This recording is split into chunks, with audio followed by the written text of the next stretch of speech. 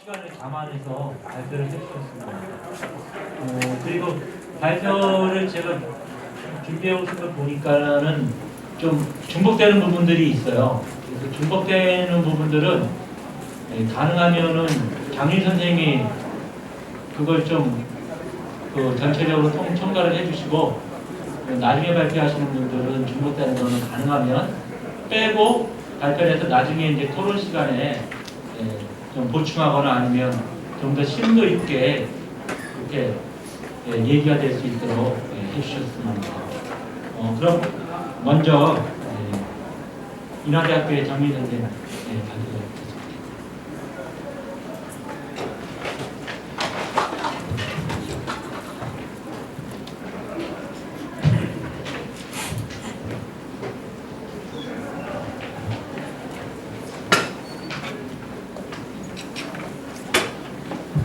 안녕하십니까.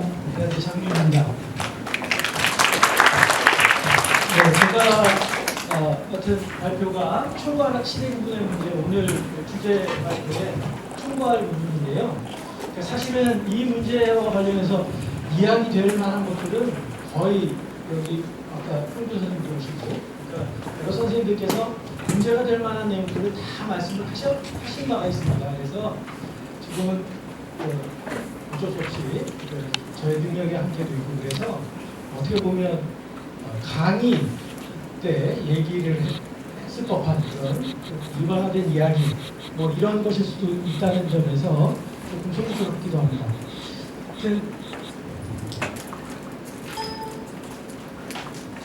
자, 이거는 그러니까 지금 현재 현황과 문제점, 그리고 이런 것들을 극복한 상태에서의 나은 시대 부분의 방향은 무엇인가 하는 문제의 순서대로 살펴보도록 하겠습니다.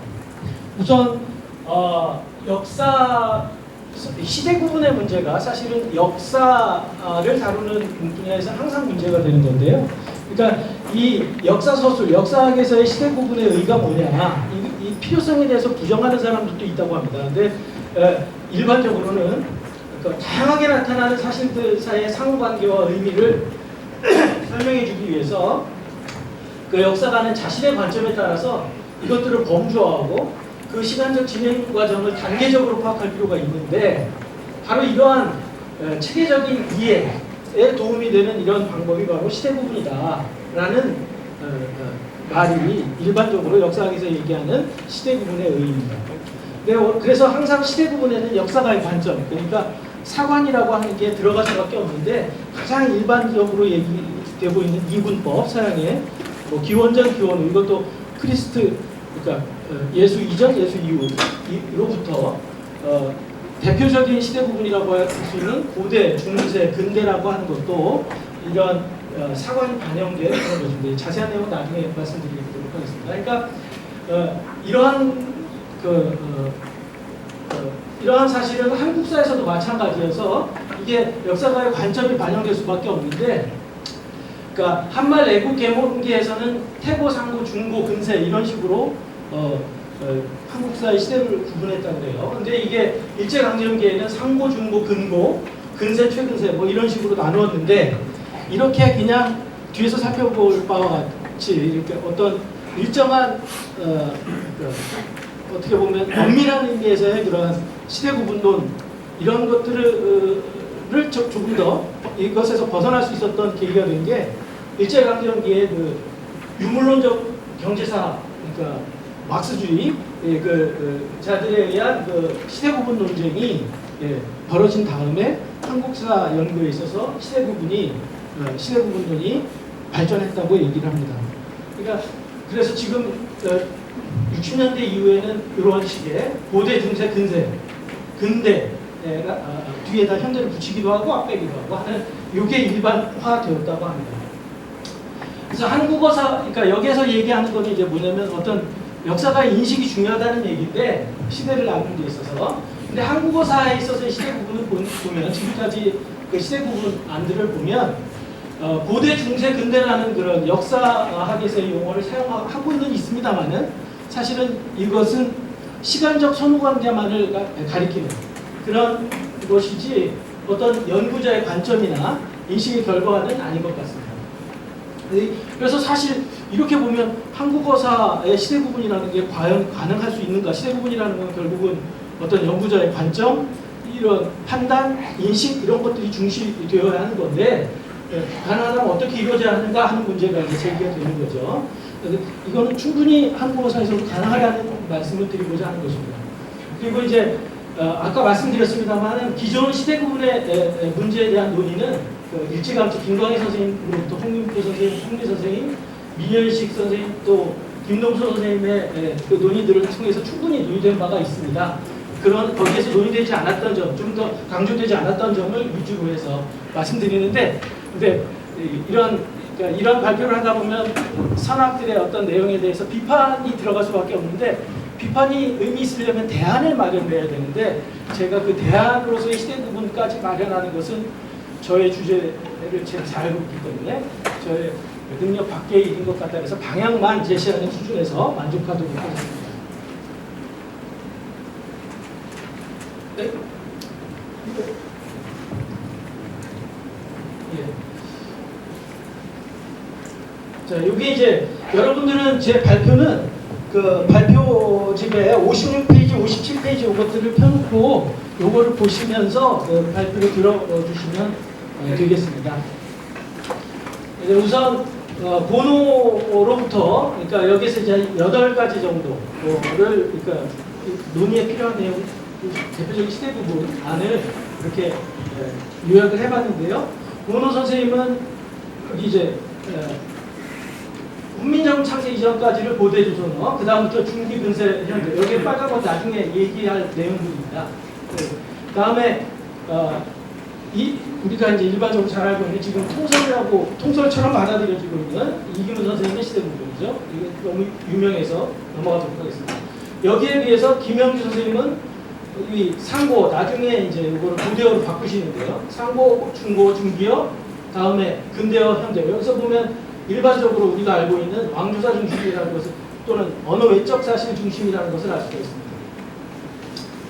그 이후에 이제 최범문 선생님이 이제 형성계 한국어라고 하는 거를 여기다가 새로 넣으시고 다음에 고대와 중세 사이에 중고 한국어라는 걸 이렇게 넣으셨습니다. 이게 고려부터 훈민정음 창제 전까지죠. 다음에 박병채 선생님의 경우에는 고대 국어를 전기와 후기로 이렇게 나누시고 전기를 계림유사 이전까지, 그 다음에 계림유사부터 훈민정음까지를 후기 고대 국어로 이렇게 보시고 어떻게 보면 번호의 어떤 인식하고 가깝다는 것을 알 수가 있습니다. 그 다음부터는 여기에도 보면 중세가 아닌 이제 중기라는 용어로 이렇게 쓰고 계십니다.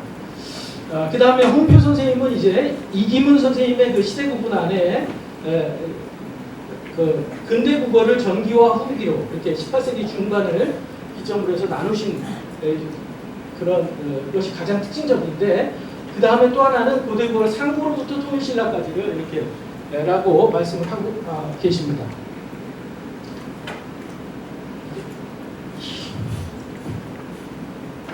다음에 이제 김동수 선생님의 그 시대 부분이 이제 고대 중세 가장 간단하죠. 고대 중세 근대로 3분을 하고 특이하게도 고대는 몽고 지배 전까지. 그다음에 1274년 이게 충렬왕 즉위년인데요. 이때를 기준으로 해서 그 이후를 중세. 그 다음에 근대, 요거는 이제 나중에 말씀드리겠습니다만은, 요거는, 어떤 언어 외적인 사실이 아니라 철저하게 언어 사실에 기반을 둔 시대 부분입니다. 그러니까 요 시기에, 몽고 지배 요 시기에 음운, 문법 뭐 이런 부분에서 전반적인 변화가 있었다고 보시는 거고, 또 17세기 말에 또 언어적으로도 큰 변화가 있었다고 보시는 겁니다.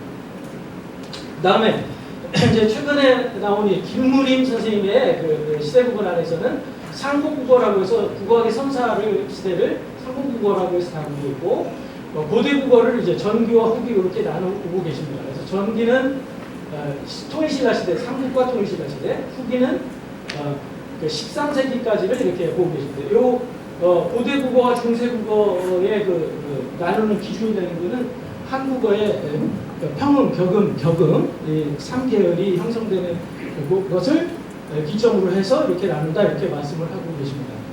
다음에 이제 본격적인 시대 부분은 아닙니다만은 최근에 그 남풍현 선생님이 이제 고대국어 연구에서 그 고대 한국어를 상고, 중고, 근고로 이 3분을 하시고요. 그래서 상고 고대 한국어는 삼국시대, 중고는 통일신라, 근고는 13세기 중엽까지, 그리고 전기중세 한국어는 13세기 후반부터 훈민정음 창제 전까지 훈민정음이 중요한 기점이 됐다 이렇게 말씀을 하고 계십니다.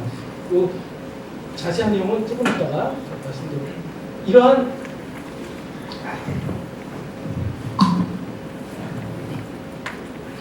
이러한 시대 구분의 그 특징은 전반적으로 왕조사 중심의 시대 구분에서 역사학 일반의 용어를 사용한 시대 구분으로 나아갔다는 점이 특징적이고, 시대 구분의 주안점에서 이제 각각의 시대 구분을 할 때 어떤 연구자의 인식이 나타났다기보다는 전체적인 그 시대 구분에 무엇을 중심으로 할 것이냐 하는 데 인식이 반영됐다고 할 수 있습니다. 예를 들어서 고노 같은 경우는 훈민정음 창제 이전의 한국어 모습을 알기 어렵다는 그런 인식이 있는 거죠. 다음에 이기문 선생님 같은 경우에는 이제 언어 내사를 중심으로 해서 시대를 구분해야 한다.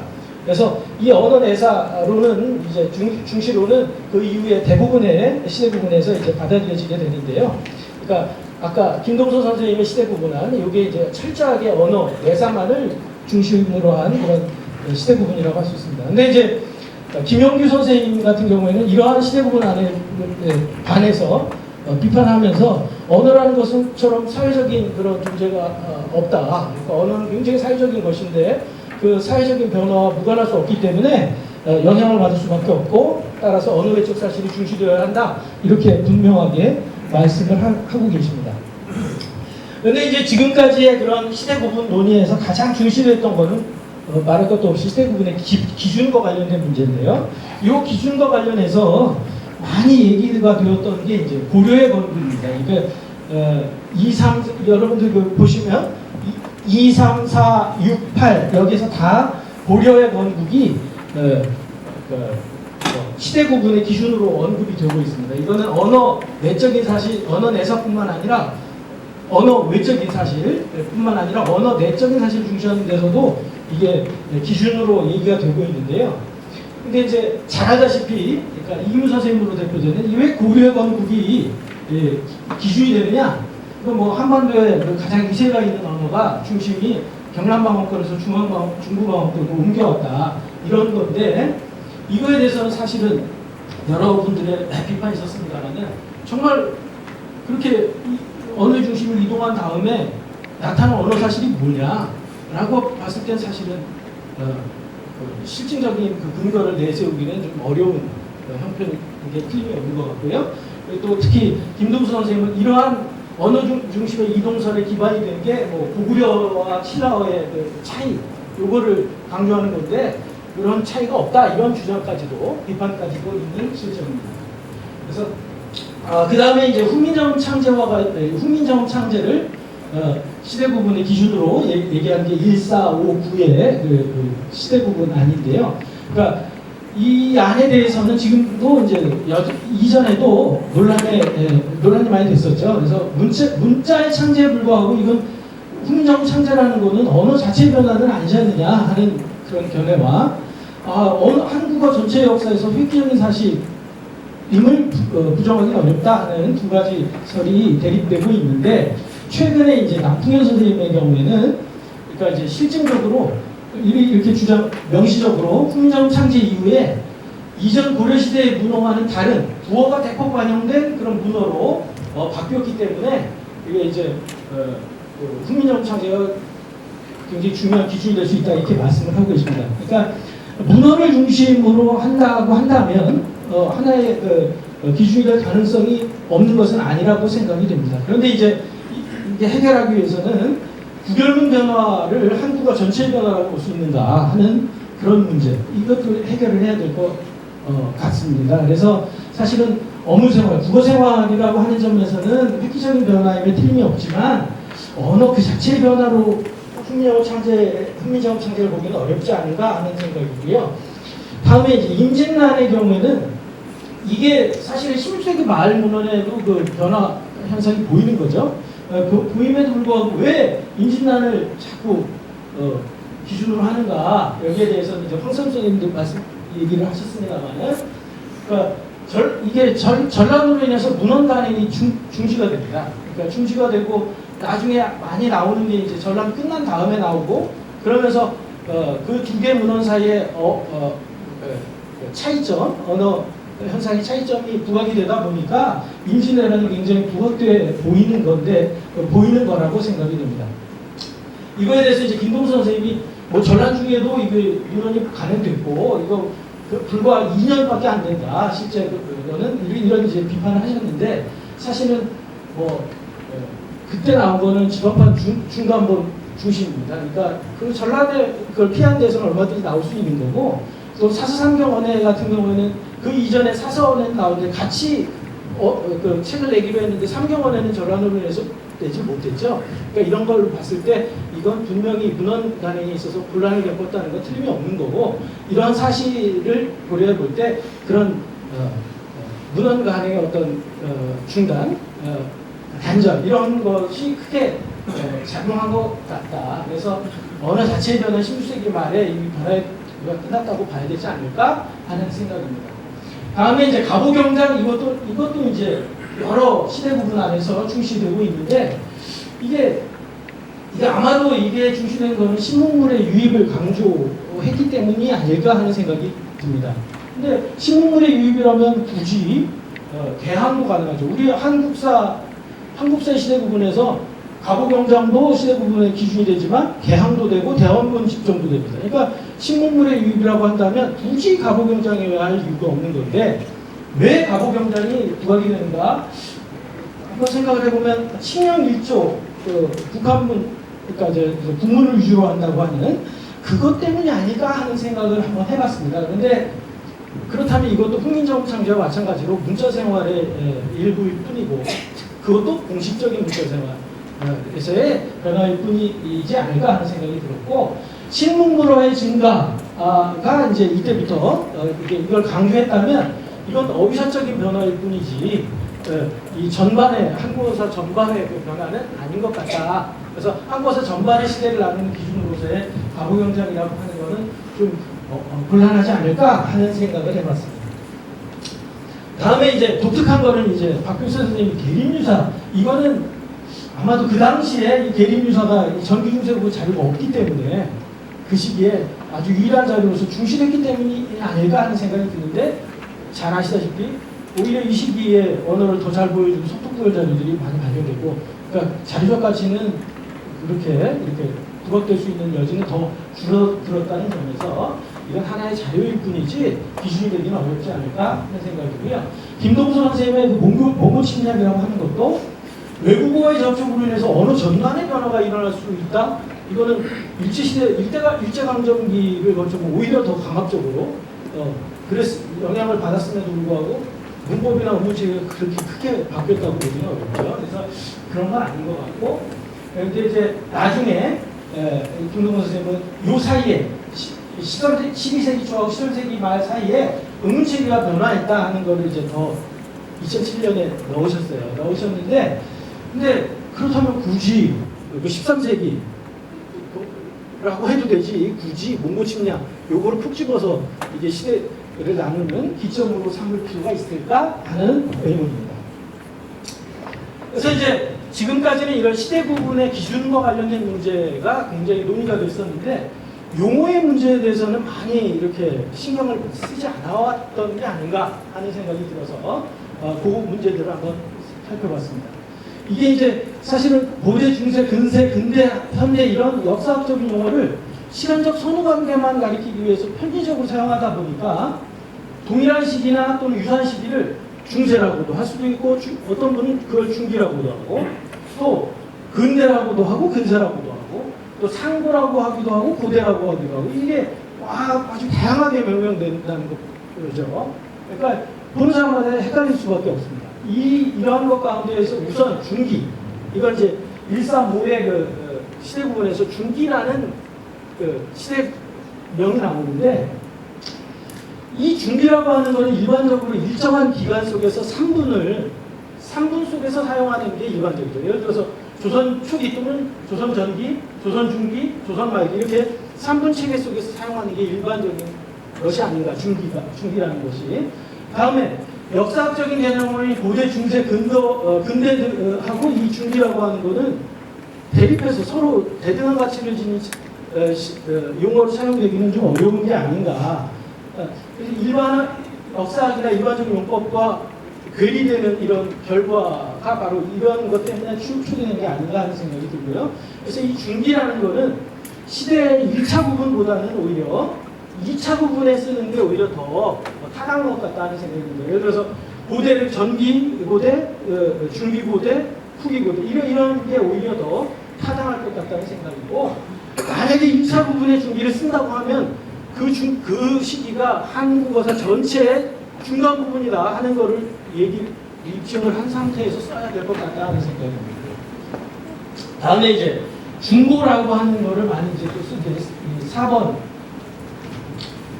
최범문 선생님이 이제 고대하고 중세 사이에 중고 한국어를 넣으셨는데, 이게 이 중고라는 건 이제 제가 말씀드리겠습니다. 일반적으로 상고, 중고, 근고의 대립 속에서 사용하는 개념입니다. 근데 이게 고대, 중세와 대립 속에서 사용이 되고 있고, 실제 시대 부분에서는 고대 후반부를 가리킵니다. 그래서 이거는 상위어인 고대하고 동등한 자를 갖는 게 중고라고 이게 쓰이는 게 이게 용어상 좀 사용상 문제가 있는 것 같다 하는 생각이고요.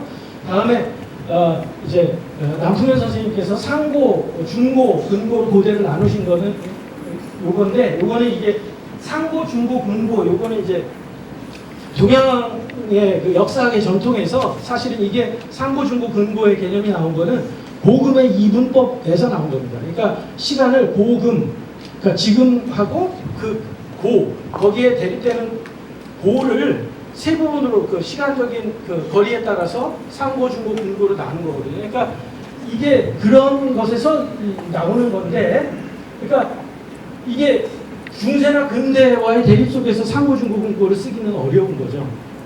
그러니까 또 상고, 중고, 근고라는 게 고대만을 가리키는 게 아니라는 일반적인 역사학에서는 뭐 이렇다 보니까 이게 좀 오히려 상고고대 한국어보다는 전기고대 한국어, 아까 말씀드렸죠. 중고 고대 한국어보다는 중기고대 그러니까 고대 한국어, 이런 것이 오히려 더 명칭이 더 나을 것 같다 하는 생각을 했습니다.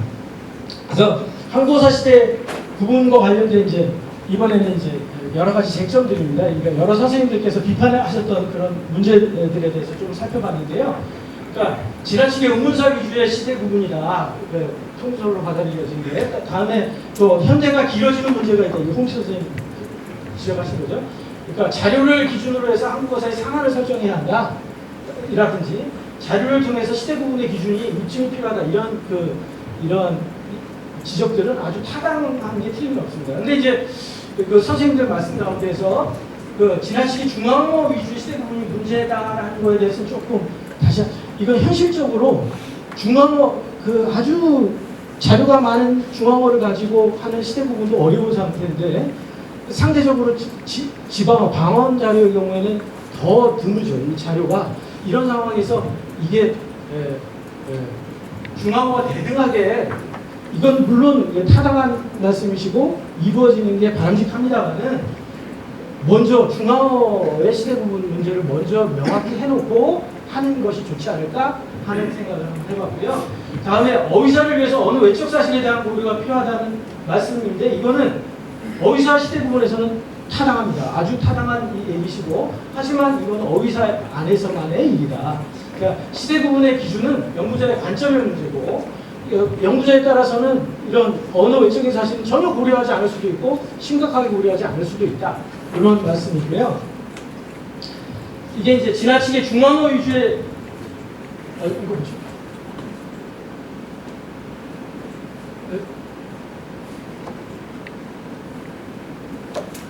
이게 조금 이상하네요. 네, 잘못됐네요. 지나치게 이제 시대 이게 구분한 게 지나치게 많다. 언어가 그렇게 많이 변했네, 한국어가. 이 김동우 선생님 비판이신데, 그러니까 언어 전반의 변화를 상정하는 시대 구분으로서 많으면 이건 문제인 거는 틀림이 없습니다만은, 그러나 시대 구분이라고 하는 거의 목적이 아까 말씀을 드렸습니다만은 한국어사의 변화를 체계적으로 이해하고 이해하는 데 도움을 받기 위한 것이라고 한다면, 시대 구분의 개수가 많을수록 오히려 더 좋다 하는 생각을 합니다. 그러니까 시대 구분의 개수가 무조건 적어야 한다는 이 설에 대해서는 동의하기 어렵고, 이러한 몇 개까지로 할 것이냐 하는 것은 결국은 최종 연구자의 가 판단할 바가 아닐까 하는 생각입니다. 그래서 이제 최근에 김부림 선생님이나 남풍현 선생님이 여기서 상당히 발전된 모습을 보이는데요. 그러니까 이건 뭐냐면 아까 말씀을 드렸습니다만은 고대와 중세의 구분을 어떤 의문사 기준으로 이렇게 살피면서 동시에 이제 그 당시에까지 이루어진 문법사적인 연구들을 대폭 수용을 합니다. 수용을 하셨어요. 그래가지고 이것을 보조적으로 반영을 하겠다 이렇게 이제 말씀을 하셨는데, 문제는 이렇게 기준을 세우셨으면 이 기준을 그 이후에 중세와 근대 이런 시대를 나눌 때도 똑같이 적용을 해야 될 것 같은데, 그때는 또 전체적으로 아우르겠다 이런 게 조금 문제가 아닐까. 그러니까 이 시대 부분에서 어떤 모든 걸 다 아울러야 한다는 어떤 강박이 있는 게 아닐까 하는 생각을 한번 해봤습니다. 다음에 이제 남풍현 선생님의 경우는 이거 또 다른 차원에서, 그러니까 뭐냐면 이거는 철저하게 문법사적인 사실을 중심으로 해서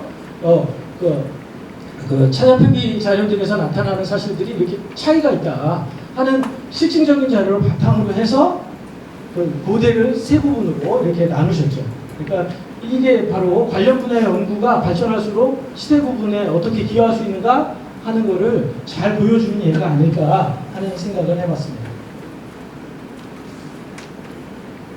그래서 이제 그러면 보다 나은 한국어사 시대 구분을 위해서는 뭐 어쩌어야 한다는 얘기냐 살펴보자면, 우선 용어의 문제는 용어 가능한 한 일반적이고 역사학적인 용법과 괴리가 없도록 하는 게 좋겠다는 얘기고요.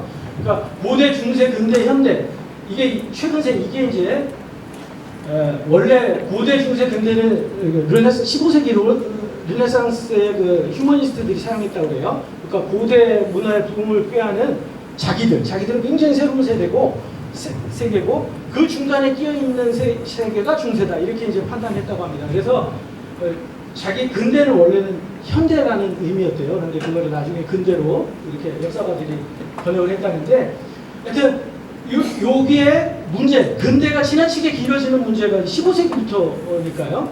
그러니까 19세기 말 20세기 초에 이제 이게 문제가 있다 그래서 새로이 도입된 게 현대 또는 최근세, 이 두 개가 같은 개념이라고 합니다. 그래서 이런 것이어서 우리 시대 구분을 할 때 근대를 근세로 지칭을 한다든지 현대를 최근세, 현대 앞에다가 최근세 설정하는 것은 이거는 일반적인 역사학에서의 시대 구분하고는 좀 거리가 생기는 결과가 된다 하는 얘기고요. 아까 말씀드렸던 그러니까 삼국사기의 상대, 중대, 하대, 상무제, 상고, 중고하고, 이거는 이제 상고, 중고, 근고라고 하는 일반적인 동양학에서의 고금의 이분법을 바탕으로 한 시대 구분 이런 것에 해당하기 때문에 아까 말씀을 드렸던 이런 것들을 바탕으로 해서 용어를 사용을 하는 게 일반적이고 역사학적인 용법과 괴리를 피하는 방법이 아닐까 하는 생각이고요.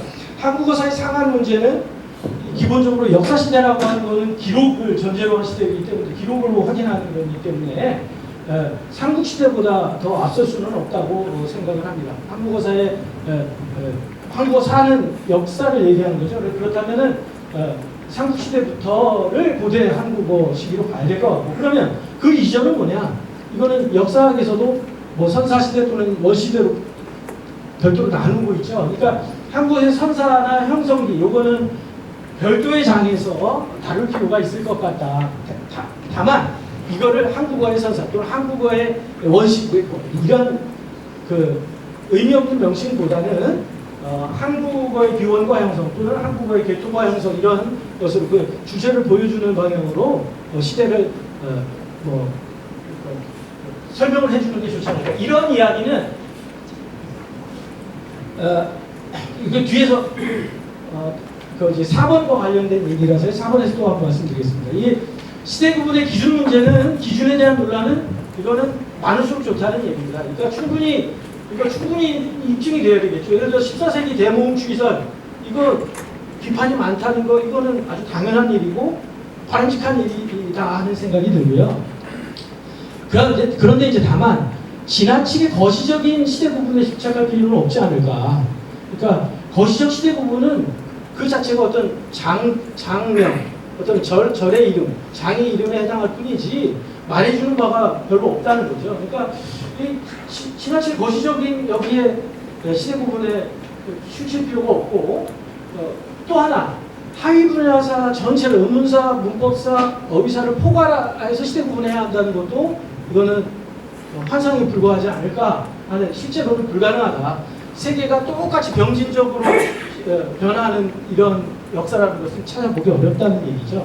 그러니까 그래서 이 각 하위 분야사의 변화 중에서 한국어사의 변화와 관련해서 가장 중요하다고 판단하는 역사가가, 그러니까 학자가 판단하는, 연구자가 판단하는 바를 명확히 찾아내야 될 거고, 그랬을 때 이것으로 충분히 시대 구분이 가능하다면 일관적으로 적용할 수도 있고, 그 다양한 하위 분야사의 그런 변화가 한국어의 역사 변화에 의미가 있다고 한다면 그 충분한 입증을 통해서 그것을 기준으로 해서 시대 구분을 할 수도 있겠다 하는 생각을 해봤습니다. 그래서 한국어사의 시대 구분의 그 발전적 방향이라고 하는 이러한 내용들을 어디서 얻었느냐면, 힌트는 최근 역사학에서 이제 미국 차하순 선생님이 이제 쓴 그 글에 뒤에 붙었는데, 그것도 1990년대 일입니다만은 그때부터 이미 3분법, 기준의 3분법 또는 4분법, 5분법의 문제점을 극복하기 위해서 다양한 시대 구분이 나타나는데, 이게 그러니까 예를 들어서 근대라고 묶이는 부분을 근대의 탄생, 절대주의 시대, 혁명과 반동, 내셔널리즘과 제국주의, 이렇게 그 구체적인 그 시기 주제별로 시기를 구분을 해서 거기 설명을 한다는 얘기죠. 이런 것들이 굉장히 이거는 근대의 역사를 파악하는데 굉장히 실질적으로 도움을 주는 게 아닌가 하는 생각이 들었습니다. 그래서 그러니까 근데 이러한 그러니까 시도가 전혀 없었던 건 아니에요. 예를 들어서 김광희 선생님 같은 경우에는 이게 일기, 이기 이건 의미가 없습니다만 한자어 유입 이전, 한자어의 유입기, 몽고어의 외래어 유입기, 이러한 어떤 주제, 구체적인 주제를 내세워서 시대를 나누는 이런 것들이 있었고, 이제 곧 나올 이제 송민 박창원 선생님이 여기에서도 원시국어 이거는 좀 문제가 있습니다만은 중성봉 2의 생성과 멈춘 시기, 아래아의 타락과 멈추게 대한 멈추기의 확립 시기, 이런 주제 중심의 이런 시대 구분이 필요하지 않을까. 물론 이 각각의 기준이 타당하냐 하는 것은 논의입니다만은 이런 게 중요하지 않을까 하는 생각입니다. 그래서 이러한 구분 방식은 관련 분야에서 얼마나 그 논의들이, 연구들이 발전하느냐에 따라서 결정이 될 수 있지 않을까 하는 생각입니다. 결론은 발전적인 한국어사 시대 구분은 의문사문법사, 어휘사 등 하위 분야사의 연구가 더 깊어질 필요가 있는 것이고, 이런 개별적 사실들이 전체 한국어사에서 차지하는 비중이 어떠하냐에 대한 연구자의 판단이 필요할 것 같다 하는 생각이고요. 구체적인 내용은 후속 발표를 통해서 살펴보도록 하겠습니다. 네, 감사합니다.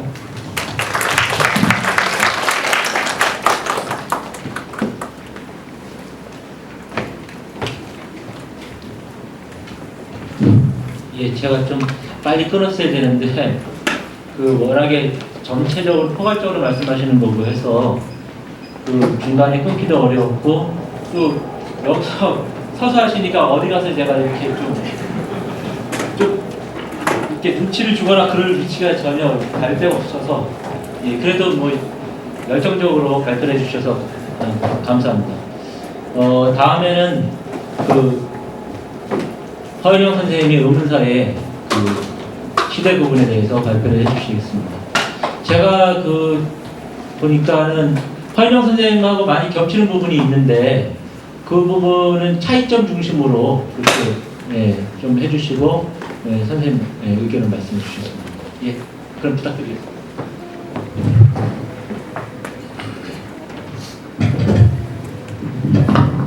네, 고려대학교에서 공부하고 있는 허인영입니다. 앉아서 발표하도록 하겠습니다.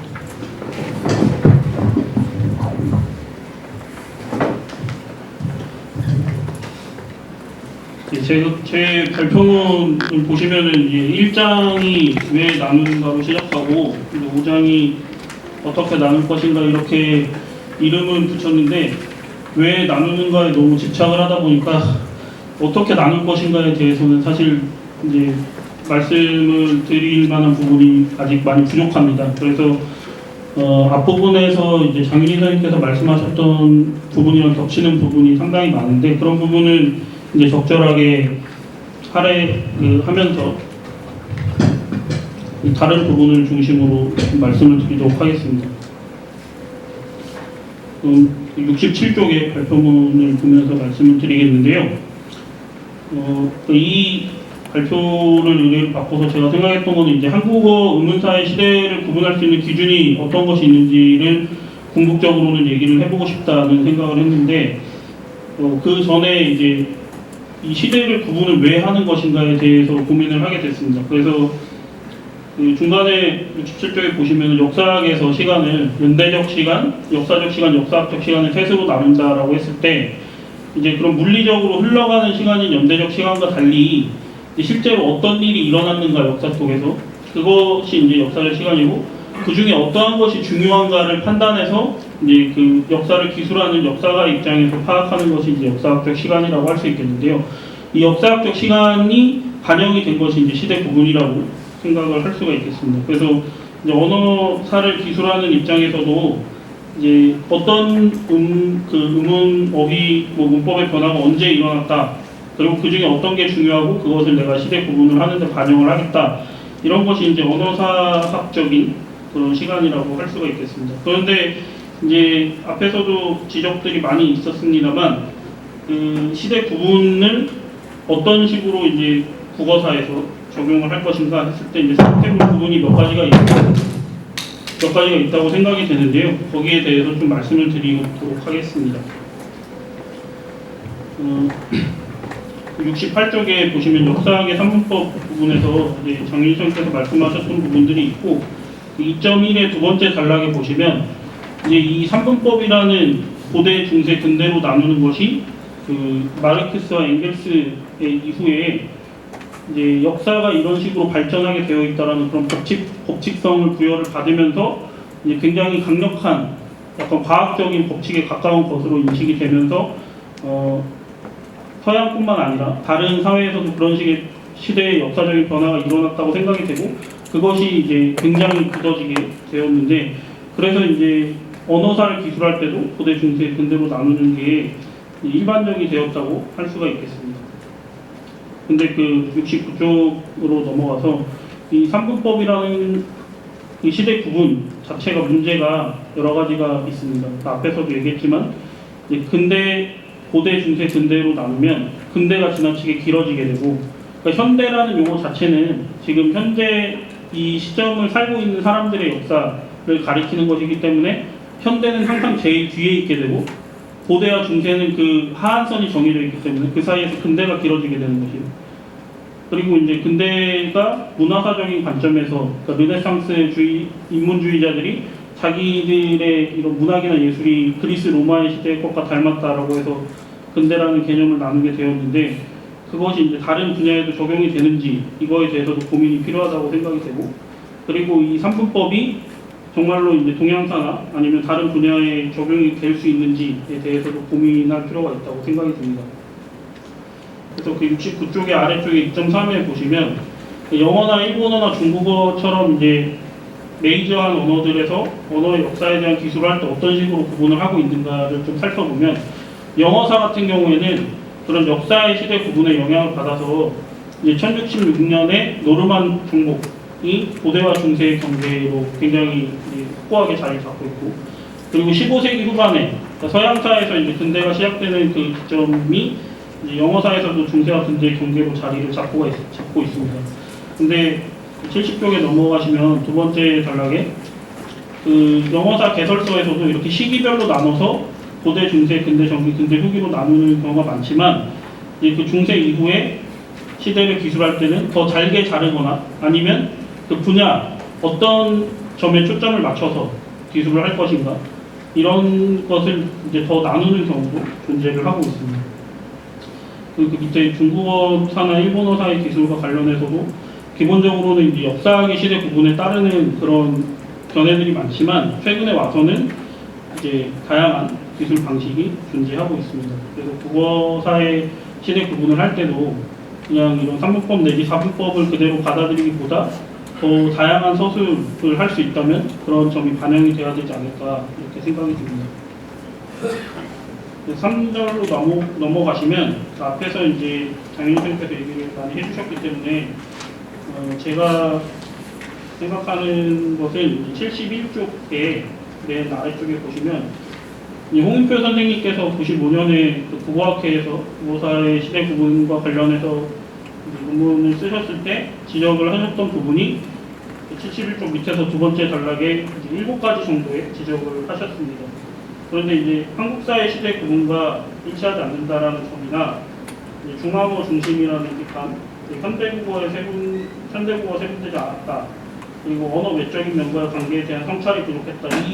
이러한 지적은 이제 받아들이고 많이 고민을 해야 될 필요가 있다고 생각이 듭니다. 그래서 여러 가지 문제 중에 제가 생각하는 것은 이제 두어 가지만 말씀을 드리면 72쪽에 용어의 문제인데요. 그러니까 이 역사학에서 사용하는 고대, 중세, 근대라는 용어를 그대로 쓰는 것이 이제 타당한가에 대해서 이제 고민을 해볼 필요가 있는데, 이제 고대는 뭐 오래된 시기라는 뜻이기 때문에 어떤 한 언어의 역사가 시작되는 시점부터 일정 변화의 기준이 되는 그 시기까지를 고대로 잡는 게 큰 문제는 없을 것이라고 생각이 듭니다. 근데 이제 중세를 꼭 이제 고대와 근대 사이에 넣어서 중세를 하나만 설정해야 되는지, 그 사이를 더 세분할 수는 없는지, 여기에 대해서도 이제 고민이 필요하다고 생각이 되고요. 그리고 이제 현대를 세분하는 거에 대해서 다른 선생님들 발표문에서도 그런 얘기가 있지만, 1920년대를 보통 현대 한국어의 기점으로 잡는 것이 지금 이제 국어사 연구가 처음 시작되던 시기에 비해서는 이미 100년 가까이 지난 상황에서 더 세분을 할 수 있는 가능성이 얼마든지 있지 않을까 이런 생각을 하고 있습니다. 그런데 이제 71쪽 밑에서 세 번째 단락을 보시면 제가 가장 문제가 된다고 생각하는 부분은 근대라는 용어의 사용입니다. 이제 국어사 연구에서 이기문 선생님을 필두로 해서 거의 모든 개설서에서 근대를 17세기부터 19세기 후반까지로 설정을 하고 있는데요. 근데 이것과 달리 국어학사 연구에서는 19세기 말부터 20세기 초까지를 근대라고 설정을 해왔습니다. 그러니까 이 가장 인접해 있는 학문인 국어사와 국어학사에서도 근대라는 시기가 전혀 다른 시기를 가리키고 있고, 이것이 이제 더 나아가서는 역사학이나 문학과 같은 다른 인접 학문의 근대하고도 불일치한다는 그런 문제는 사소한 문제가 아니라고 생각이 듭니다. 그래서 이제 뭐 역사학이나 다른 문학이나 이런 분야에서도 근대성, 모더니티에 대한 얘기를 많이 하는데, 근데 그 반면에 중세성, 뭐 미들 에이지니스라든가 고대성, 에인션티티 이런 거에 대한 얘기는 들을 수가 없는데, 그만큼 근대라는 시대가 굉장히 전 세계적으로 중요하고, 그게 그냥 일반 역사든 아니면 언어든 문학이든 굉장히 다양한 측면에서 광범위하게 영향을 미쳤기 때문에 이 근대라는 용어를 정말로 그런 다른 분야에서의 근대와 보조가 맞춰지지 않은 그런 시기에 근대라는 용어를 할당하는 것이 저는 문제가 좀 있다고 생각이 됩니다. 그래서 이제 역사학에서도 자본주의 경제라든가 뭐 개인주의 확대, 민족국가 성립, 뭐 과학적 합리주의 확대 이런 것들이 이제 서양에서 나온 그 언어의 근대성에 대한 저작에서도 이제 서양의 근대 발전에 맞춰서 15, 16세기부터 20세기까지 그런 그 근대, 영어사의 근대라든가 이런 것들을 설명하는 저작들이 있는데, 이제 동양에서는 그 상황이 약간 달라서 서구 열강에 의해서 약간 강제적으로 근대화가 일어나게 되었는데, 동아시아 3국으로 그 잡고 봤을 때 역시 19세기 후반을 근대 기점으로 잡는 것이 일반적이고, 그래서 이제 99년에 국어원에서 나왔던 개화기 국어라는 이름으로 다룬 책이나 아니면 이제 최근에 그 인하대 한국학연구소에서 나왔던 책에서도 이제 근대 비행기 개화기라는 이름으로 이제 19세기 말에서 20세기 초를 다룬 바가 있습니다. 그래서 결국 이 한중일 삼국에 한정해서 보더라도 근대라는 것의 특징이 이제 새로운 어휘의 도입에만 그치는 것이 아니라 이제 새로운 문체, 오문 규범, 그러니까 언어라는 거를 그냥 존재하는 무언가가 아니라 언어를 도구화하고 과학하는 대상으로 본다는 점에 있어서는 그게 언어 체계 자체의 변천하고 직접적인 관련이 없을 수도 있지만 그 언어에 대한 인식 자체가 사람들의 그 원중들의 인식이 바뀐다는 점에서 이 근대라는 그 개념은 굉장히 중요하고 그래서 저도 이제 국어사의 시대 구분에 있어서 근대라는 시기는 19세기 말에서 20세기 초를 시작으로 잡는 것이 좋지 않을까 이렇게 생각이 듭니다. 그래서 그러면은 그 19세기 말 이전의 시기를 어떻게 부를 것인가라고 했을 때 이제 저는 이전에 뭐 몇 편의 논문에서 근세라는 용어를 사용할 것을 제안을 한 바가 있는데요.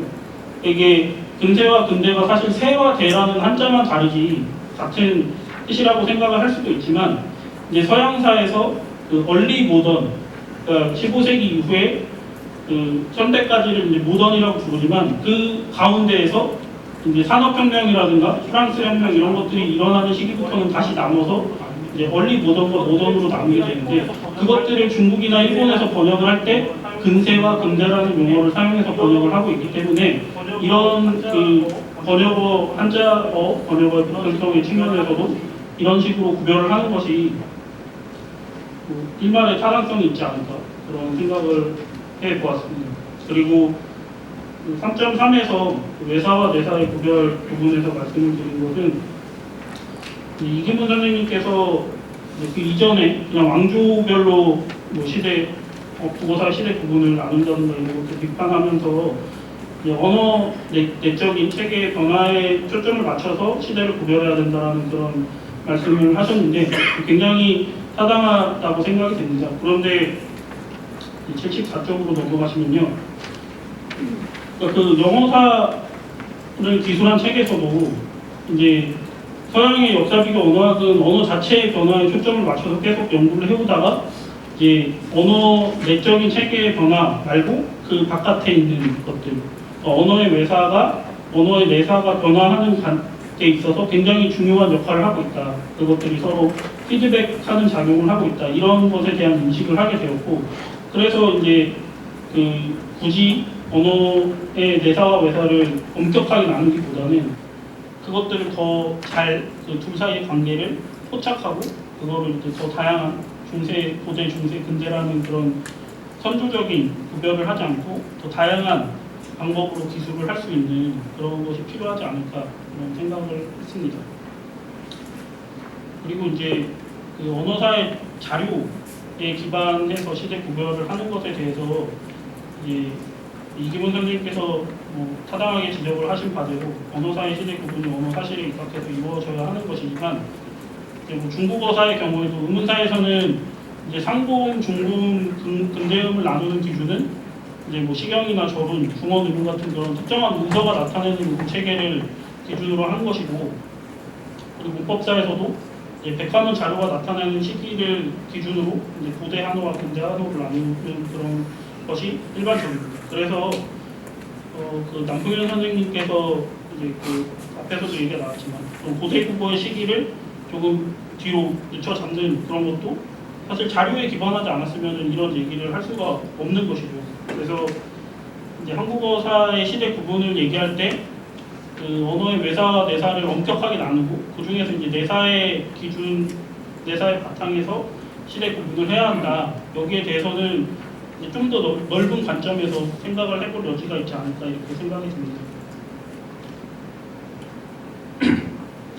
그리고 이제 좀 급하게 말씀을 드렸는데 마지막으로 4절에서 한국어 의문사의 시대 구분이라는 이름을 붙였는데 이제 제가 뭐 의문사의 시대 구분을 이런 식으로 해야 되고 거기에 이런 이름을 붙여야 된다 이런 말씀을 지금 제가 이 내용을 정리하면서는 그 단계까지는 아직 이르지 못했고 그래서 각각의 한국어의 역사에서 어휘사, 문법사, 의문사를 나눌 수 있듯이 의문사 안에서도 이제 뭐 자음사, 모음사, 성조사 이런 식으로 구별을 할 수 있을 것이라고 생각이 듭니다. 그리고 그것들을 모두 아울러서 이제 그 의문 체계 자체의 변화 과정에서 어떤 것이 적절한 기준인지 그것을 이제 고민을 해볼 필요가 있다고 생각이 되는데요. 거기에 대한 결론을 제가 내리지는 못한 상태이고, 그래서 그 제가 기준이 될 만한 변화가 어떤 것이 있는지 뽑은 것에 대해서 간단하게 말씀을 드리고 마무리를 하겠습니다. 75쪽의 이제 자음 부분에서는 이 한국어에 지금 현대 한국어에 존재하는 경음의 이런 상지적 상관속이 고대 한국어부터 줄곧 존재하고 있었던 것이 아니라 이제 시대의 흐름에 따라서 차례차례로 생겨났다고 보는 것이 일반적인 견해인데, 그래서 이제 격음이 형성됐던 시기는 정확하게 언제인지는 확인하기 어렵지만 경음이 생겨난 것보다는 좀 더 이전이라고 생각이 되고, 그 경음이 생겨난 시기는 그보다는 더 이후에 15세기 이전에 언젠가라고 생각이 되는데, 이것들이 이제 자음의 역사를 기술할 때 가장 큰 구분점이 될 수 있다고 생각이 됩니다. 그리고 이제 3번과 4번에 적은 이제 반치음이나 승경 디귿이나 이음, 음가가 있는 이음과 같은 것들도 이제 이것들이 존재했던 시기는 짧지만 이제 음소로서의 지위에 대해서 논란이 있지만, 이런 것들이 음소라고 인정을 하는 입장에서 시대 구분을 한다면 이것들의 생성과 소실의 문제도 시대 구분의 기준 중에 하나가 될 수 있다고 생각이 듭니다. 그리고 4.2절로 넘어가서 모음사의 측면에서 시대 구분의 기준이 될 만한 변화로는 아래아와 의의 발생에 대해서는 좀 조심스럽게 다뤄야 된다고 생각이 되는데, 이제 중세국어의 7모음 체계가 고대 국어부터 굉장히 단일하게 쭉 이어져 왔느냐 하면은 그렇지 않았을 가능성이 이제 다른 연구들을 봤을 때는 있다고 생각이 되고, 근데 이제 그것의 시기가 어느 정도 오래된 것인지는 좀 이제 알기 어렵지만, 이제 뭐 형성기의 한국어와 고대 한국어 사이에 언젠가에 이 아래와 의의 발생 같은 것을 다룰 수도 있다고 생각이 듭니다. 그리고 이제 15세기 한국어에서 그 전설 모음의 단모음 체계 중에서 전설 모음의 위치에는 이밖에 없다. 보통 이제 선생님들이 그리신 그런 모음 사학교에서는 그런 식으로 기술이 되어 있는데, 이제 그럼 전설 모음에 이밖에 없는 것이 과연 자연스러운 체계인가? 그리고 그러면 그 전설 중모음의 음가는 무엇이 그 부담을 하고 있었는가? 거기에 대해서도 이제 그 모음 추이 같은 것을 설정하시는 견해도 있지만, 이제 어라는 모음이 그 한국 한자음이 정착하던 시기나 그 이전에는 전설 모음에 가까웠을 것이고 점차 이제 후설화했을 것이다. 그러니까 그게 모음 추이를 꼭 유발하는 그런 미는 체인이 아니더라도 이제 자체의 음가가 전설에서 후설 쪽으로 갔을 거라는 견해는 계속 있어 왔는데, 이제 그와 함께 최근에 몇 년 사이 연구에서는 여나 여이 같은 그 이중모음과 삼중모음이 이제 행모음이 전설적인 음가를 가지고 있었을 것이다라는 그런 추정이 계속해서 있어 왔습니다. 그래서 저는 몇 년 전에 발표한 글에서 이제 일본어 전사 자료나 이런 것들을 참고로 했을 때 여나 여이와 같은 모음이 이제 행모음이 전설 중모음의 음가를 가지고 있었고, 이제 그것이 굉장히 생각보다 긴 시간 동안 전설 모음의 위치에서 그 전설 중모음이 없는 체계의 부담을 좀 어느 정도 담당하고 있지 않았을까, 이런 추정을 했었고요.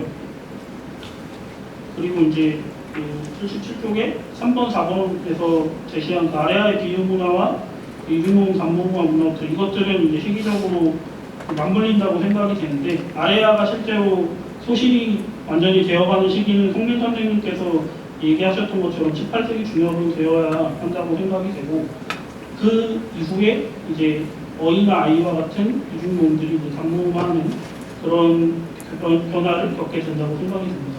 그래서 저는 이제 중세와 뭐 이제 근대 혹은 근세를 다루는 큰 기준이 될 수 있는 시기는 이제 18세기 중엽이나 후반이 되지 않을까, 모음의 측면에서 생각했을 때는 그런 생각을 가지고 있습니다. 그리고 성조에서 말씀드리고 있는 것들은 사실 성조 표기 자체가 15세기, 16세기의 문헌에서만 나타나기 때문에 그 이전에 어땠고 그 이후에 어땠는지를 확인하기가 굉장히 어려운데, 이제 한국어의 성조가 기원적으로 원래부터 있었을 것이냐에 대한 거는 이제 다른 언어들에 대한 연구를 참고하면 원래 무성조 언어였다가 성조가 생겨났을 가능성이 대단히 높다고 생각이 듭니다. 그리고 이제 15세기에 성조 체계, 그리고 그것이 15세기 후반부터 16세기에 겪는 변화, 이런 것들도 이제 성조사를 기술하는 데 있어서 중요한 분기점이 될 것이라고 생각이 듭니다.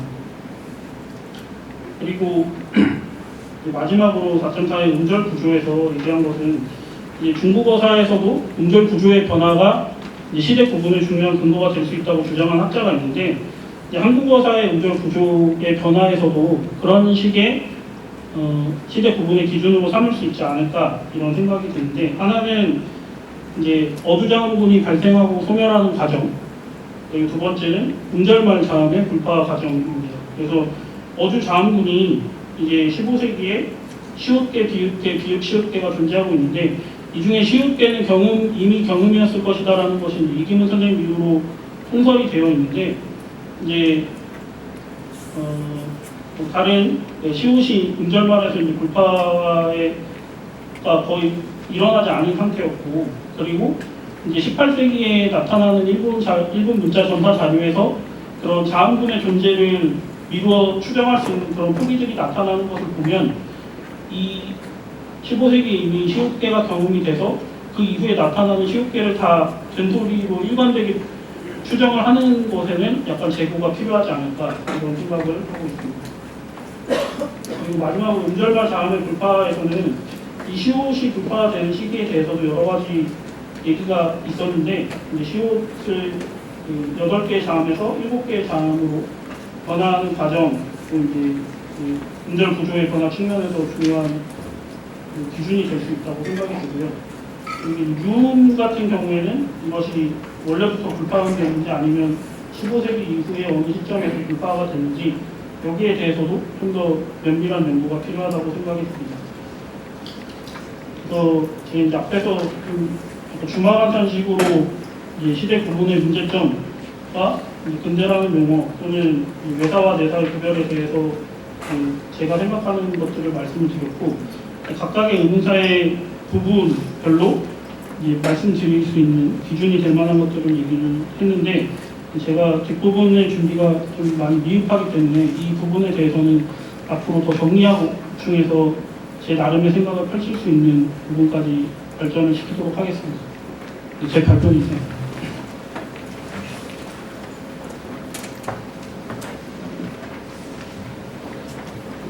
예, 발표 감사합니다. 지금 저기 발표하신 걸 들어보니까는 한 3가지 정도가 중요한 문제인 것 같습니다. 좀 중요한 문제인 것 같습니다. 외사와 내사의 문제, 그리고 용어의 문제, 그리고 이제 그 방향성으로 볼 때는 앞으로 이제 그 세분화해야 한다, 이제 이런 말씀인 것 같습니다. 두 분의 발표가 이제 공통적인 것 같다는 생각이 들고, 지금 원래대로 하면 휴식을 가져야 되는데 좀 시간이 좀 오버가 돼서 제 생각에는 짧게 하면서 휴식을 안 갖고 빠르게 할 수 있는 방향으로 하는 게 더 낫지 않을까 생각을 해서 그냥 가는 걸로 하려고 하는데 괜찮겠습니까? 뭐 반대가 없으시면 그럼 다음 발표는 장미환 선생님, 계명대 장미환 선생님께서 한국어 문법사의 시대 구분이라는 제목하에 발표를 해주시겠습니다. 소개받은 계명대 장미환입니다. 그 발표 주제 받고 이런저런 고민들을 사실은 2달 이상 가까이 이제 했는데요.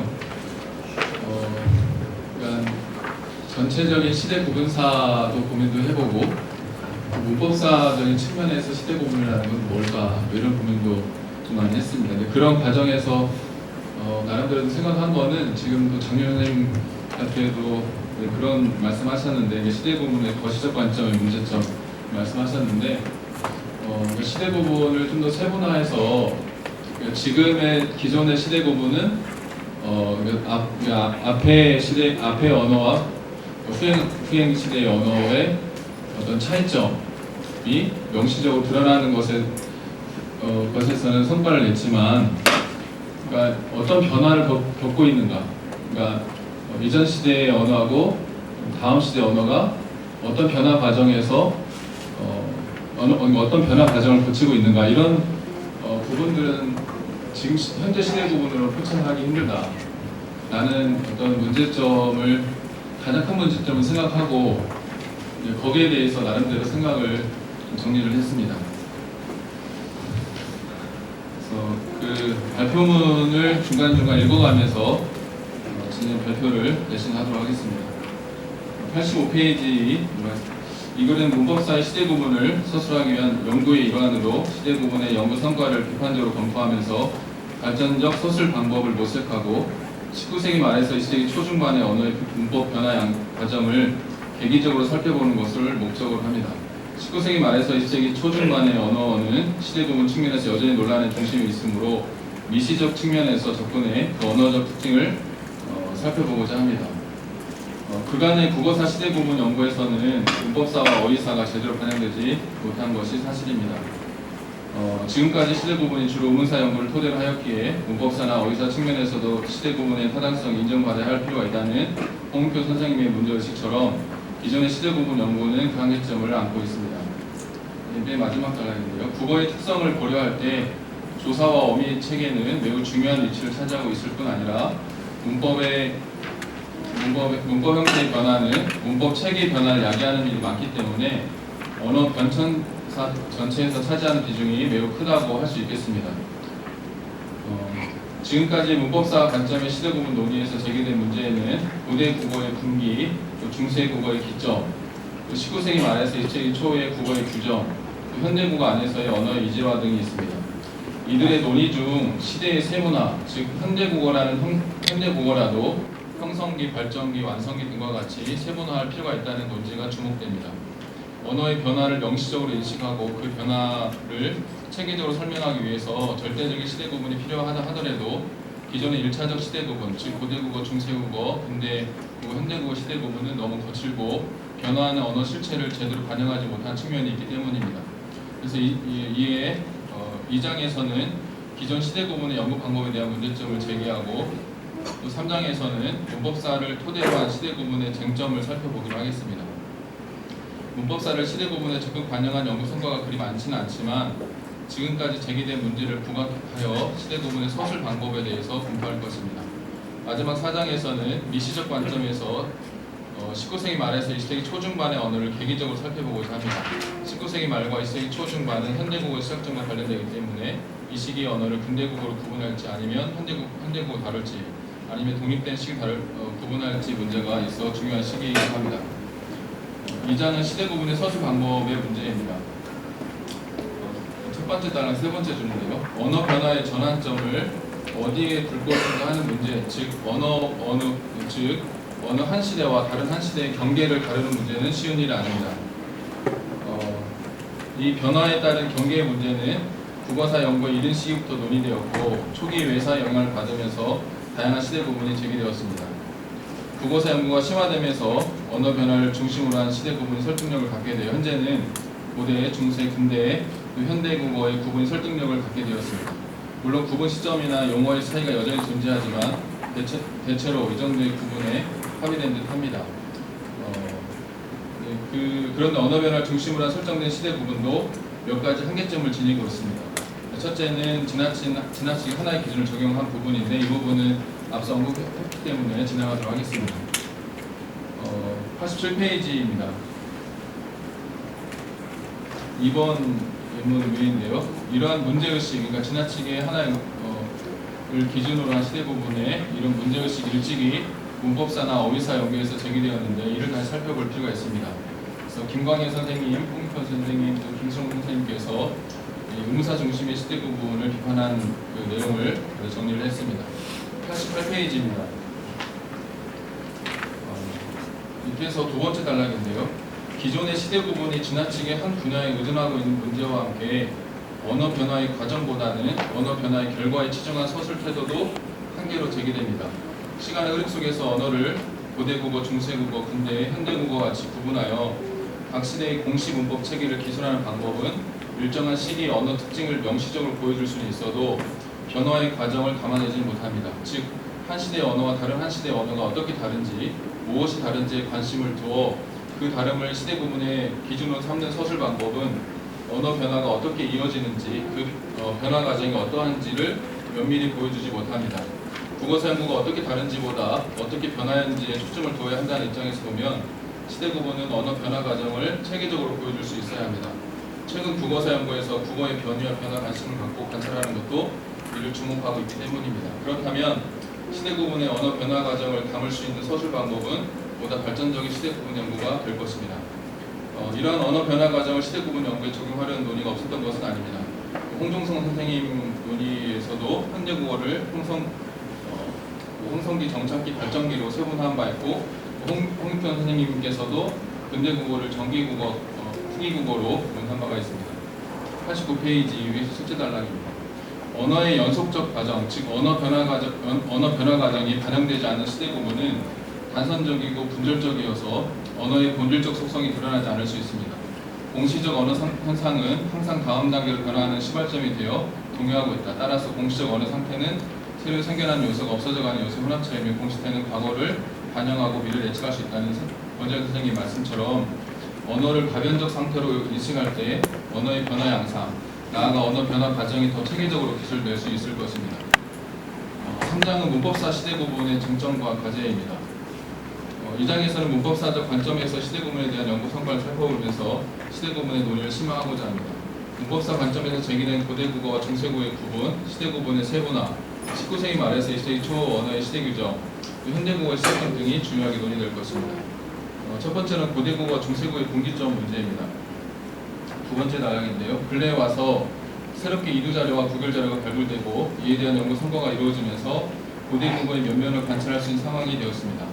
이두나 구글 자료는 문법 요소를 파악하기 용이하기 때문에 고대 국어의 문법 연구가 심화되어 문법적 측면에서 고대 국어를 보다 객관적으로 조명할 수 있는 시점에 이르렀고, 이 연구 성과를 바탕으로 고대 국어의 시대 구분과 중세 국어의 시작점에 대한 논의가 이루어졌습니다. 대표적인 논의가 남평현 선생님, 홍종성 선생님의 논의로 볼 수 있겠습니다. 90페이지 3번은 남평현 선생님이 제시한 고대 국어하고 정기 중세 국어의 편인데요. 그 밑에 달라 보도록 하겠습니다. 그런데 이 논의에서 13세기 후반을 중세 국어의 시작점으로 본 점에 주목할 필요가 있습니다. 13세기 후반 순덕구결에서 보이는 한den의 발달, 면과 거든의 발달, 이의 등장 등이 이전 속독구결에서 확인되지 않은 사실을 고려하여 근고시대의 국어와 중세 국어를 구분하였습니다. 고려 초부터를 중세 국어의 기점으로 설정한 기존의 시대 구분과 다른 부분으로 논란이 되는 지점입니다. 이러한 관점은 홍종성 선생님에서도 논의에서도 확인할 수가 있습니다. 4번은 홍종성 선생님의 고대 국어의 시간인데요. 그 밑에 두 번째 줄입니다. 이 연구에서도 13세기의 석독구결과 14세기의 석독구결이 적지 않게 차이가 있음을 근거로 이 시기를 구분하고 13세기 말부터 순덕구결 문법 행상이 15세기 한글 자료와 여러 면에서 공통점이 많은 것을 근거로 이 시기부터를 동일한 시대로 설정하였습니다. 한편 이기문 선생님께서는 14세기의 의문체계에 현존한 변화가 일어나는 것을 믿어지기 때문에 중세국어를 정기와 후기로 구분한다고 했는데, 이 13세기 후반은 의문사뿐만 아니라 문법사 측면에서도 시대 구분의 중요한 기점임은 분명합니다. 이를 종합해보면 국어사에서 13세기 후반은 중요한 변화가 일어난 시점이고, 그 변화의 핵심 중에 하나인 14세기 순덕구결이 중세국어 문법과 유사한 양상을 띠는 점을 고려할 때 고대 국어와 중세국어를 구분하는 시점을 13세기 후반 내지 14세기로 설정하는 것은 큰 무리가 없어 보입니다. 하지만 이기문 선생님께서는 중세국어는 10세기 고려 초의 언어를 토대로 형성된 것으로 보아 한 시대의 언어로 구분하되 14세기 의문체계 변화가 일어났기에 정기와 후기를 구분하는 방법을 취하고 있어 시대 구분의 인식의 차이를 보입니다. 이는 각 분야가 서로 상충되는 결과로 시대 구분이 달라지는 지점입니다. 이처럼 하위 분야별 시대 구분의 연구가 서로 상충되는 일이 발생할 때 무엇을 기준으로 삼을 것인지 또 다른 문제이자 국어사 전체적으로 풀어야 할 숙제가 아닐까 합니다. 앞으로는 국어사 시대 구분이 종합적이고 객관적인 판별 기준을 어떻게 마련할지에 대한 고민도 함께 이루어져야 할 것으로 보입니다. 3.2 시대 구분의 세분화 문제입니다. 국어사 연구는 아득한 옛날부터 국어가 겪고 변화들을 밝혀 그 역사를 체계적으로 서술하는 것을 목적으로 한다라는 이기문 선생님의 말씀과 같이 국어사 연구는 지금까지 걸어온 국어의 변화 과정을 면밀히 관찰하고 그 변화의 과정을 체계적으로 기술해야 합니다.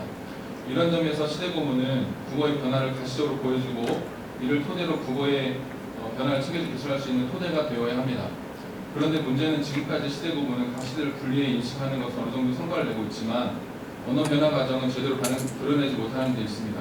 그렇다면 앞으로의 시대고문은 단순히 한 시대와 한 시대의 구분을 하는 것에 그칠 것이 아니라 언어의 변화 과정을 보여줄 수 있는 방법으로 확대될 필요가 있습니다. 이런 점에서 홍 선생님의 논의를 주목할 필요가 있는데 그 5번이 이제 근대국어를 선생님께서 정기하고 후기 근대로 나눈 것입니다. 그런데 이게 특징적인데 그 밑에 줄입니다. 기존의 정기와 후기로 구분하는 서술 방법과 차이를 보입니다.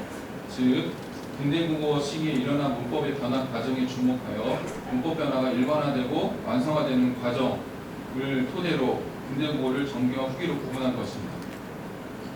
문법 변화가 돌발적으로 일어나는 것이 아니고 정기적으로 일어나는 변화 과정을 고려한 점에서 기존의 시대 구분 연구보다 한 단계 심화되었다고 볼 수 있겠습니다.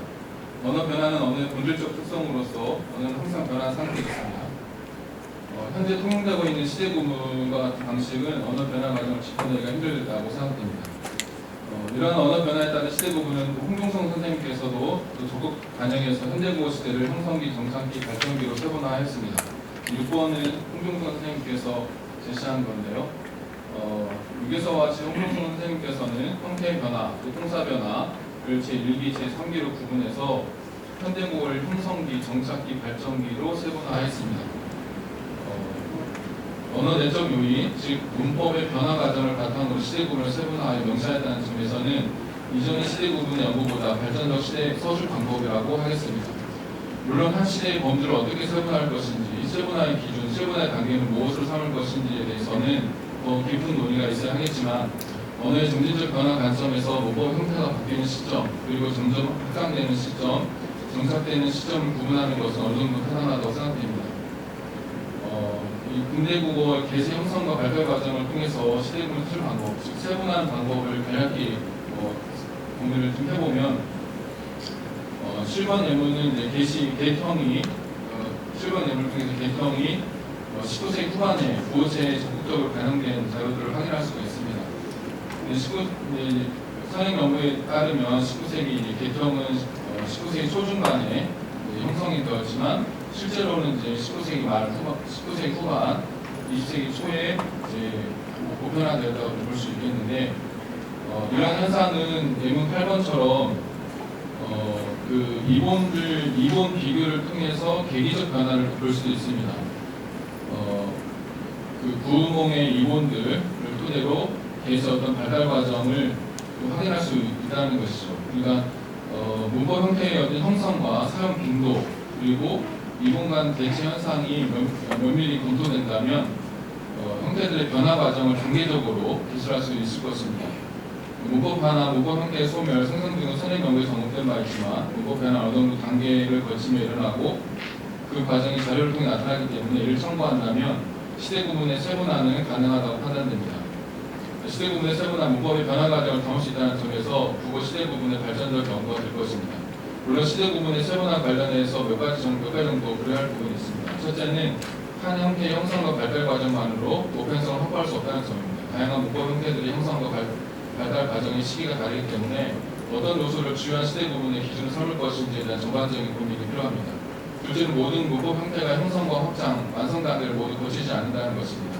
이런 어떤 경우에는 형태가 형성되었다가 곧바로 사라지기도 하고 확장 단계에서 사라지기도 하기 때문에 세분화 단계에 적용하기 어려운 경우도 있습니다.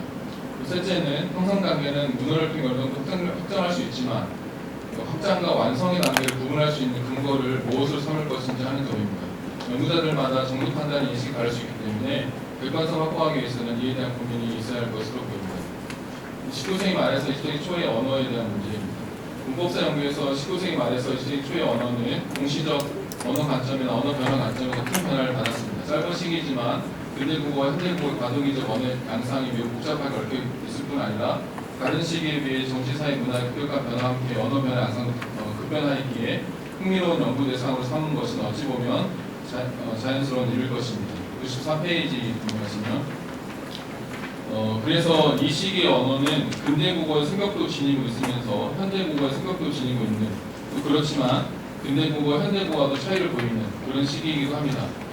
이러한 문제의식으로 19세기 말에서 20세기 초의 언어는 시대 구분 연구에서 어느 시기에 편입해야 할지 아니면 독립된 시기로 둬야 할지에 대한 고민이 많았습니다. 그 밑에 단락은 그 부분에 대한 기술입니다. 마지막 단락 보도록 하겠습니다. 선행 연구에서 보듯이 이 시기 언어 규정에 대한 쟁점은 현대국어의 시작점과 맞물려 있어 보다 신중하게 접근할 필요가 있습니다. 95페이지에 있는 내용인데요. 그 95페이지 인용한 것, 이현희 선생님의 말씀 인용한 건데, 실제 19세기 말에서 20세기 초중반의 언어는 현재 국어 매우 이질적인 양상을 보이기 때문에 현재의 문법 인식으로 당시 언어를 읽어내는 것은 쉬운 일이 아닐 것입니다. 이러한 이질적 인식을 가볍게 넘길 것은 아니기에 이 시기 언어를 어떻게 규정할 것인지, 현대국의 기점을 어디에 둘 것인지는 객관적이고 타당한 시대 구분의 서술 방법과 함께 고민할 필요가 있습니다. 이러한 문제의식은 홍평 선생님 2014년도 논문에서도 볼 수 있습니다. 이 시기를 최근세국으로 규정하였는데 이 논의에서는 이 시기의 국어의 특성을 고려할 때 최근세 국어가 다른 용어에 비해서 합리적이고 이 최근세 국어를 1870년대부터 1940년대까지로 보았습니다. 1870년 이전의 국어와 그 이후의 국어 여러 면에서 대립되고 또 1940년 이후의 국어와도 큰 차이가 있기 때문이라고 설명하고 있습니다. 19세기 말에서 20세기 초중반의 언어는 그 핵심 문제 중에 하나는 과연 19세기 말의 언어와 20세기 초의 언어 그리고 종합하자면 30년대 이후의 언어가 현대국어와 비교할 때 어느 정도 차이를 보이느냐 하는 것입니다.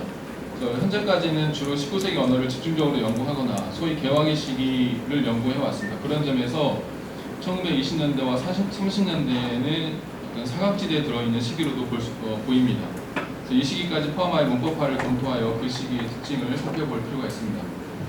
그래서 사장에서는 이제 좀 이 부분을 좀 집중해서 좀 살펴보고자 좀 했습니다. 그래서 특히 이제 아시다시피 천류역정이 96페이지인데요. 천류역정이 초판본이 1895년이고 또 3판본이 1919년이고 그리고 물론 3판본도 있긴 하지만 1939년에 5천형 번역본이 있습니다. 그래서 이 천류역정 번역본을 좀 계기적으로 검토하다 보면 언어를 좀 비교하면 19세기 말의 언어, 20세기 초의 언어, 30년대 중후반의 언어를 차이를 좀 볼 수 있지 않겠나라는 생각으로 우선은 좀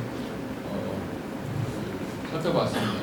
그래서 예문 10번은 그 초판본하고 3판본 5천형 여권의 언어 양상을 일단 보이기 위해서 제시한 건데 다양한 차이를 볼 수가 있습니다. 그래서 주격조사 이해 통합 차이라든지 본문과 단문의 구성이라든지 인용 구성 이런 차이들이 이 번역본을 통해서 확인할 수 있습니다. 11번부터는 구체적인 양상을 좀 살펴보자라고 해서 우선은 주요하게 나타나는 문법적 특징들 중심으로 그 내용들을 그 이번 간의 어떤 차이를 비교해 보았습니다. 그래서 11번은 우선 주격조사 2가 나타나는 양상.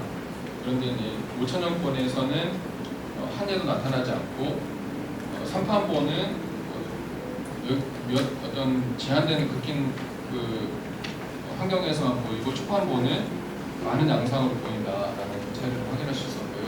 12, 13번에서는 깨세하고 의계의 통합 차이를 초판, 3판, 5천형본을 통해서 확인할 수 있었고 다 5천형본에서는 다 현대국어 같은 표기로 다 바뀌어져 있는 걸 볼 수 있었습니다. 14번은 이제 조사 보담이 쓰임인데요. 조사 보담 같은 경우는 다 5천형본에 와서는 다 보다로 다 바뀌어서 표기가 되어 있는 것을 확인할 수 있었고, 그다음에 15번에 이제 날다려, 을다려 구성이고요. 이 날다려, 을다려 구성이 초판본, 3판본으로 다 나타나지만 5천형본에서는 하나도 나타나지 않는 것도 확인할 수 있었고, 그다음에 16번에 이제 무삼이라는 의문 관형사가 쓰인 양상인데 초판본에는 무삼이 의문사가 곳곳에서 확인되지만 3판본도 나타나긴 하지만 여러 면에서 이 무엇으로 다 바뀐 것도 확인할 수 있었고, 이게 5천형본에서 다 무슨으로 다 바뀌어 있는 것을 확인할 수 있었습니다.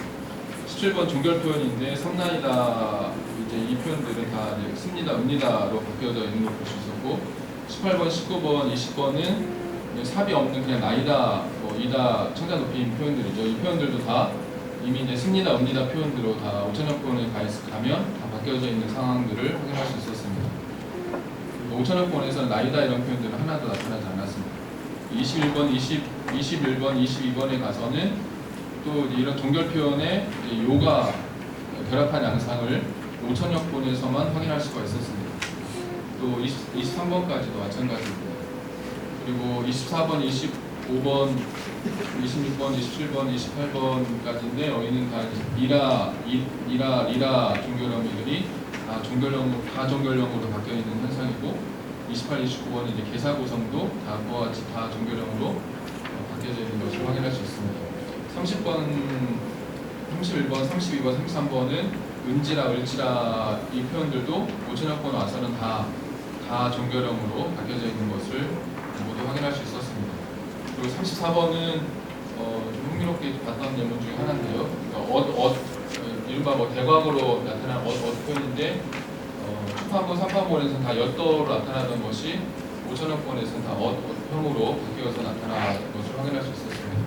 그리고 35번, 36번, 각주 12번까지는 객과 관련해서 좀 흥미로운 예를 볼 수 있었습니다. 예를 들면 35번 겟은 기존 논의에 따르면 애정, 의지, 가능성, 추측 이 정도의 순으로 의미의 변화가 의미가 확장되었다 정도로 지금 밝혀져 있는데 35번 같은 경우에 그러니까 의지로 나타나는 초판본, 3판본에는 의지로 해석되는 겟을 5천여 번에서는 다 려하다부터 다 바꿔놨습니다. 그래서 다 바꿔놨는데 그러니까 의지를 나타낼 때는 5천여 번에서는 겟으로 쓰이는 데는 거의 나타나지 않습니다. 그보다 려하다부터 나타나고 있고 36번에 가면 36번은 오히려 이제 리로 쓰이던 것이 겟으로 쓰이는데 이때는 추측의 의미입니다. 추측의 의미일 때는 리로 쓰였던 리를 다 겟으로 바꿔놨습니다. 근데 이제 각주 12번은 가능성하고 그러니까 가능성을 나타내는 예문들인데 가능성을 나타내는 예문들은 이제 이게 왔다 갔다 합니다. 어느 때는 겟으로 쓰기도 하고 어느 때는 을 줄 안다 이렇게 쓰기도 합니다. 그래서 오히려 이런 양상을 보면 그러니까 겟이 추측에 늦게 확정이 되면서 겟이 추측의 의미를 갖게 될 때 이 번역자가 그걸 정확하게 인식하고 추측의 의미일 때는 겟을 쓰고 의지일 때는 려하다 구성을 쓰려고 하는 그런 양상들을 볼 수가 있었고 그런 양상을 통해서 또 그 겟의 어떤 변화, 의미 변화라든지 이런 것들도 확인할 수 있지 않겠나 싶습니다. 37번은 인용 구성인데요. 인용 구성에 아시는 바와 같이 이제 인용의 고가 결합하는 양상인데 초판 3판은 하나도 나타나지 않고 5천여 번에서만 나타납니다.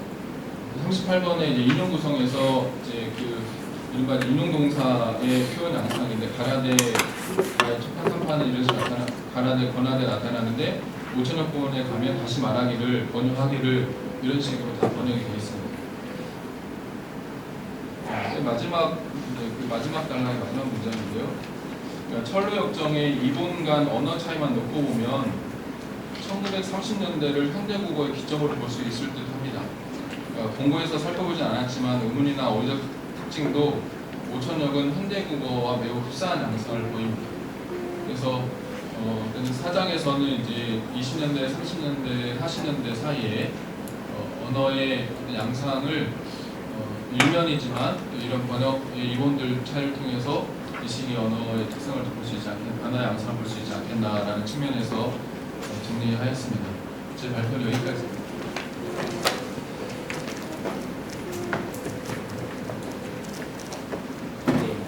발표해 주셔서 감사합니다. 제가 정신없이 듣다 보니까는 나와야 되는 일도 워낙에 재밌게 듣다 보니까 제가 생각도 하고 이겼습니다. 네, 다음은 그 서울대학교의 황선영 선생님께서 어휘사의 시대 부분에 대해서 발표해 주시겠습니다. 예, 황선영입니다. 앉아서 말씀드리겠습니다. 장현 선생님께서는 주제를 받으시고 한 몇 달 동안 공유하셨다고 하셨는데요. 사실 저는 이거 발표를 수락했다는 것도 잊어버리고 있었어요. 그러다가 한 달쯤 전에 프로그램을 보고서 우리가 준비를 하더라고요. 발표문이 좀 부실하게 된 측면이 있습니다. 그래서 여러분들의 양해를 구합니다. 어휘사의 시대 부분을 제가 맡았는데요. 어휘사의 시대 부분을 놓기 전에 우선 기본적인 개념들을 먼저 좀 정리를 하고 말씀드려야 될 것 같아서 기본 개념들을 정리해봤는데 첫 번째는 이제 어휘사라고 할 때 이제 두 가지 개념이 있죠. 어휘라는 것과 사 두 가지 개념이 있는데 어휘란 무엇인가에 대한 문제가 들어가야 될 테고 역사를 어떻게 볼 것인가의 문제가 들어가야 되는데 그 얘기를 아주 간단하게 정리를 하는 것입니다. 어휘의 사전적 개념은 뭐 명확하죠. 그러니까 단어들이라는 개념으로 정의를 할 수가 있을 텐데요. 실제로 이제 우리가 일상생활에서 어휘라는 단어를 사용할 때 과연 단어들의 의미로만 쓰고 있는가? 과연 이제 올바른 어휘의 사용이라든지 다음 중 어휘 사용이 잘못된 것으로 올라가 있을 때 그게 단어들을 잘못 사용한 것이 아니라 지금 단어 하나를 잘못 썼어도 우리가 어휘라고 한단 말이죠. 어휘사도 마찬가지인 것 같아요. 그러니까 어휘사도 사실 어휘들의 역사를 다뤄야 될 것 같지만 실제는 개별 단어의 역사를 다루는 것도 어휘사 영역에 들어와서 포괄해서 다루고 있었다는 것이죠. 지금 우리까지. 그러니까 개념적으로 어휘라는 것은 집합의 개념이지만 실제 일상생활에서나 학문적으로 사용할 때조차도 단어를 그냥 어휘의 의미로도 많이 사용해 왔고 따라서 이제 어휘사의 개념에서도 당연히 단어사까지를 포함해야 된다라고 이제 하는 것입니다. 그런 논의들을 이제 먼저 시작합니다. 역시 이제 어휘사라고 했을 때 어휘와 사를 나눠봐야 되겠다고 했을 때 어휘의 개념에 대해서 먼저 말씀드릴게요. 107쪽의 1.2의 세 번째 부분입니다. 전통 언어학에서는 언어학의 하위 분야를 의문, 형태, 통사, 의미와 같이 나눴는데 이 중에서 어휘만을 별도로 다루는 어휘론이라는 전통 언어학의 영역은 따로 설정하지 않았던 것 같습니다. 물론 이제 어휘론에 관한 개론서들도 나와 있고 영어 연구서들도 많이 나와 있긴 하지만은 전통 언어학적 관점에서 어휘론이라는 걸 어떻게 설정할 것인가에 문제가 있을 것 같습니다. 그런데 이제 이번 학술대회 기획 주제 분류에서도 보시듯이 장윤희 선생님께서 전반적인 문제를 다뤄주셨고 그다음에 의문사 문제, 문법사 문제, 그다음에 어휘사 문제 이렇게 처리를 셋을 나누었는데요. 한국어사적 관점에서는 흔히 이렇게 이제 의문사, 문법사, 어휘사 이렇게 또 분류를 해왔단 말이죠. 그러니까 전통 언어학에서의 분류 기준과 국어사 영역에서 다루는 분류 기준이 약간 좀 차이가 있었던 것 같은데요. 그럼 이제 제가 이제 어휘사의 시대 구분이라고 했을 때 그 어휘사는 진짜 단어만을 다루는 것이냐, 아니면 전통 언어에서 형태론에서 다루는 모든 문제들을 다 포괄해서 어휘사에서 다뤄야 되는 것이냐 하는 문제들이 남게 되는 것이죠, 사실은. 그리고 이제 형태론 얘기는 안 하고 있잖아요. 지금 이번 발표를 안 하고 있으니까. 그러니까 형태론에서 다루는 그런 역사적인 문제들을 제가 포함해서 어휘사에 지금 언급을 해야 될 것이냐 하는 문제들이 벌어졌기 때문에 이 말씀을 드리게 된 것입니다. 그럼 이제 어떤 영역들이 거기 들어갈 수 있을 것인가 생각해 본다고 한다면 세부적으로 더 나눠볼 수는 있겠지만 우선 품사의 역사적 전천이라든지 조어법, 단어형법 같은 것들. 그래서 실제로 이제 유찬호 선생 1971년 국어 어휘사 책에서는 조어법 문제, 그다음 접두사, 정비사 문제, 그다음 품사 전성의 문제까지는 다 어휘사용에 따라서 다루시고 있어요.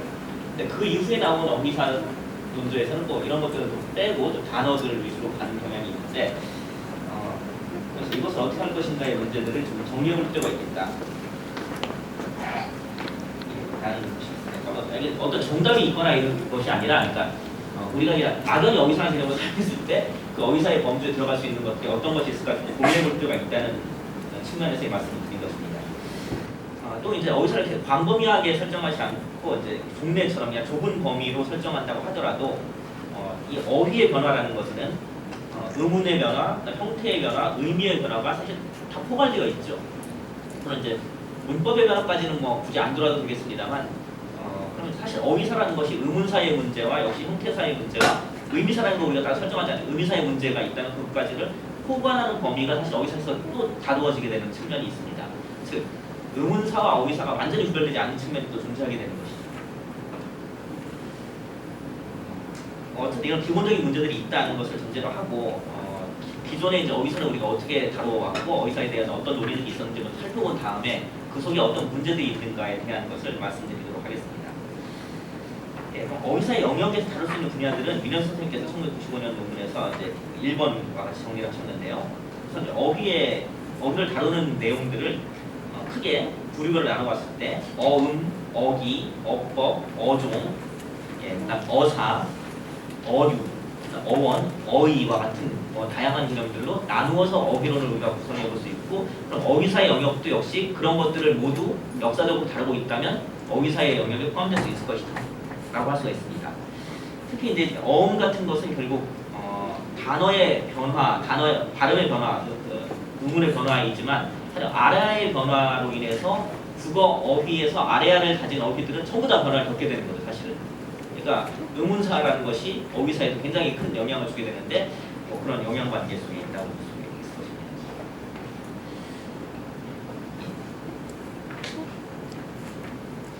즉 어휘사가 이 모든 분야를 다뤄야 되는 것이 원칙이다. 그리고 그럼 어휘사를 시대 구분하자면 결국 이런 모든 요소들이 종합적으로 고려가 되어서 어휘사가 시대 구분되어야 한다라고 이론적으로는 정리할 수 있겠죠.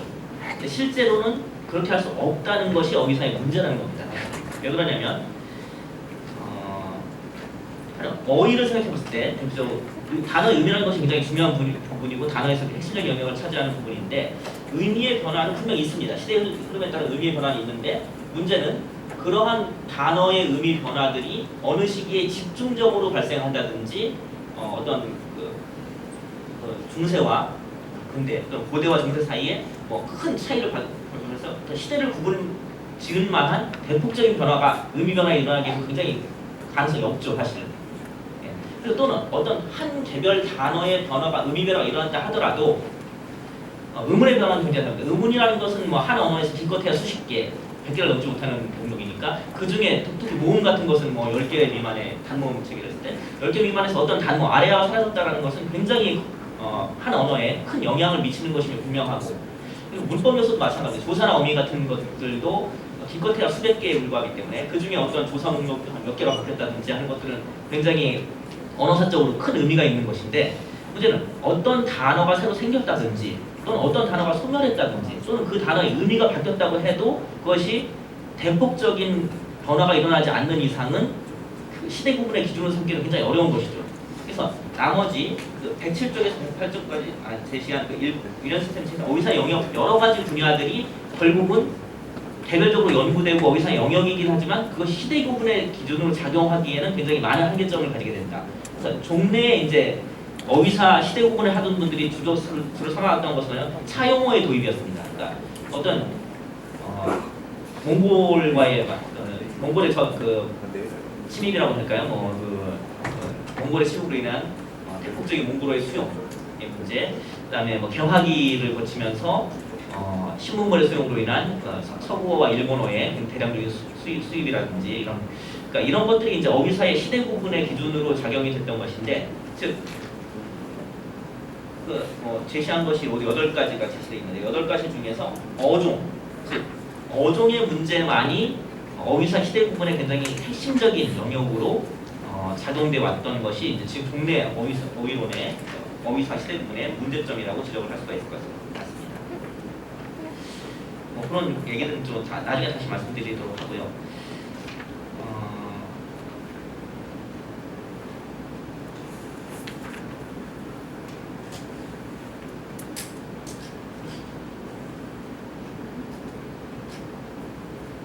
예, 어쨌든 그러한 관점에서 이제 다시 108쪽의 2장 부분을 말씀드리도록 하겠습니다. 의문사, 문법사도 그렇게 그 시대 구분 문제를 다룬 것은 많지는 않은 것 같습니다. 그래서 강영호 선생님이 아마 정리하시느라 힘드실 것 같은데 되게 의문사를 다루면서 시대 구분을 많이 했고 또는 국어사 전반을 다루면서 시대 구분을 많이 했던 것 같습니다. 근데 어휘사만을 대상으로 해서 시대 구분을 한 업적은 뭐 그렇게 많지는 않은데요. 대표적으로 이제 김광현 선생님 93년 논문과 민현 선생님 95년 논문이 2가지입니다. 그 2가지의 내용들을 108쪽에서 109쪽에 걸쳐서 정리를 해봤습니다. 결국 이제 민현 선생님께서는 김광현 선생님의 시대 구분을 받아들여서 조금 더 세분화했기 때문에 주로 저는 이제 민현 선생님의 시대 구분론을 가지고 문제를 삼아서 말씀을 드렸습니다. 근데 장윤희 선생님 발표문에서 나타냈듯이 사실 김광현 선생님의 시대 구분이 굉장히 의미가 있고 좀 독특한 점이 있는데 그것이 거의 대부분 민현 선생님 논의에 수용되어 있기 때문에 그래서 김광현 선생님 논의는 크게 다루지 않았고 민현 선생님 시대 구분을 주로 삼았는데 그걸 보도록 하겠습니다. 109쪽입니다. 예, 민현 선생님 논문에 따른 시대 구분은 첫 번째 원시국어 어휘라고 해서 기원전 형성기 국어라는 말을 쓰는데요. 그러니까 기원전 2세기까지로 해서 이런 체계 고유어만 사용되는 이런 체계입니다. 그다음에 즉 이런 체계 원시국어와 고대국어를 나누는 기준점은 한자어의 도입으로 기준하는 것입니다. 그러니까 한자가 수용되고 한자어들이 들어오면서 우리말 어휘 체계에 큰 변화가 왔을 것이라고 해서 이제 원시와 고대를 나누는 기준을 한자어 도입으로 삼은 것이고, 그런데 이것은 사실 국어사의 시작과도 일치하죠. 그러니까 역사라는 것은 어차피 문자 기록이 있어야 하기 때문에 결국 한자 도입으로서 국어사의 출발점을 삼았는데, 그것이 이제 어휘적인 측면에서도 새로운 어휘의 도입이라는 측면에서 역시 겹쳐지는 부분이 있다고 할 수 있습니다.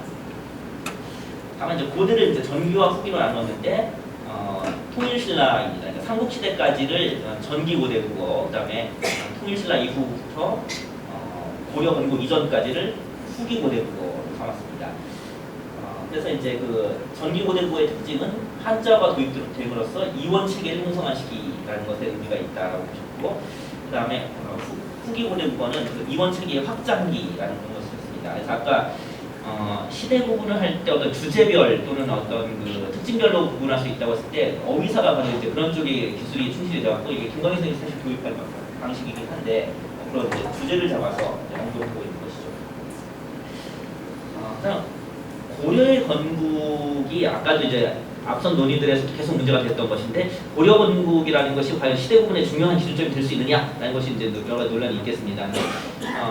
요것은 제가 다음에 문제를 말씀드리겠습니다. 어쨌든 국어사에서 일반적으로 그냥 고려의 건국을 시대 구분의 기준으로 삼았기 때문에 미련 선생님 아마 크게 고민하시진 않고 이게 삼았던 것으로 생각이 듭니다. 그래서 중세고의 시작은 고려의 건국으로 삼았고, 다시 이 중세고를 전기와 후기로 나눴는데 그 기준점은 몽골의 침입 이전과 이후로 나누어서 본 것으로 볼 수 있습니다. 예, 그래서 전기 중세국어는 몽골 침입 이전까지 이제 몽골의 유입이 되면서 그 시기가 이제 나눠지게 되는데, 사실은 그럼 몽골어 차용 시작점을 시대 구분의 시작점 할 것 같은데, 사실 몽골어 차용이 어느 정도 되는 시기까지를 좀 삼아서 이게 13세기에서 약간 그 시대 구분의 기준은 좀 불명확한 측면이 있습니다.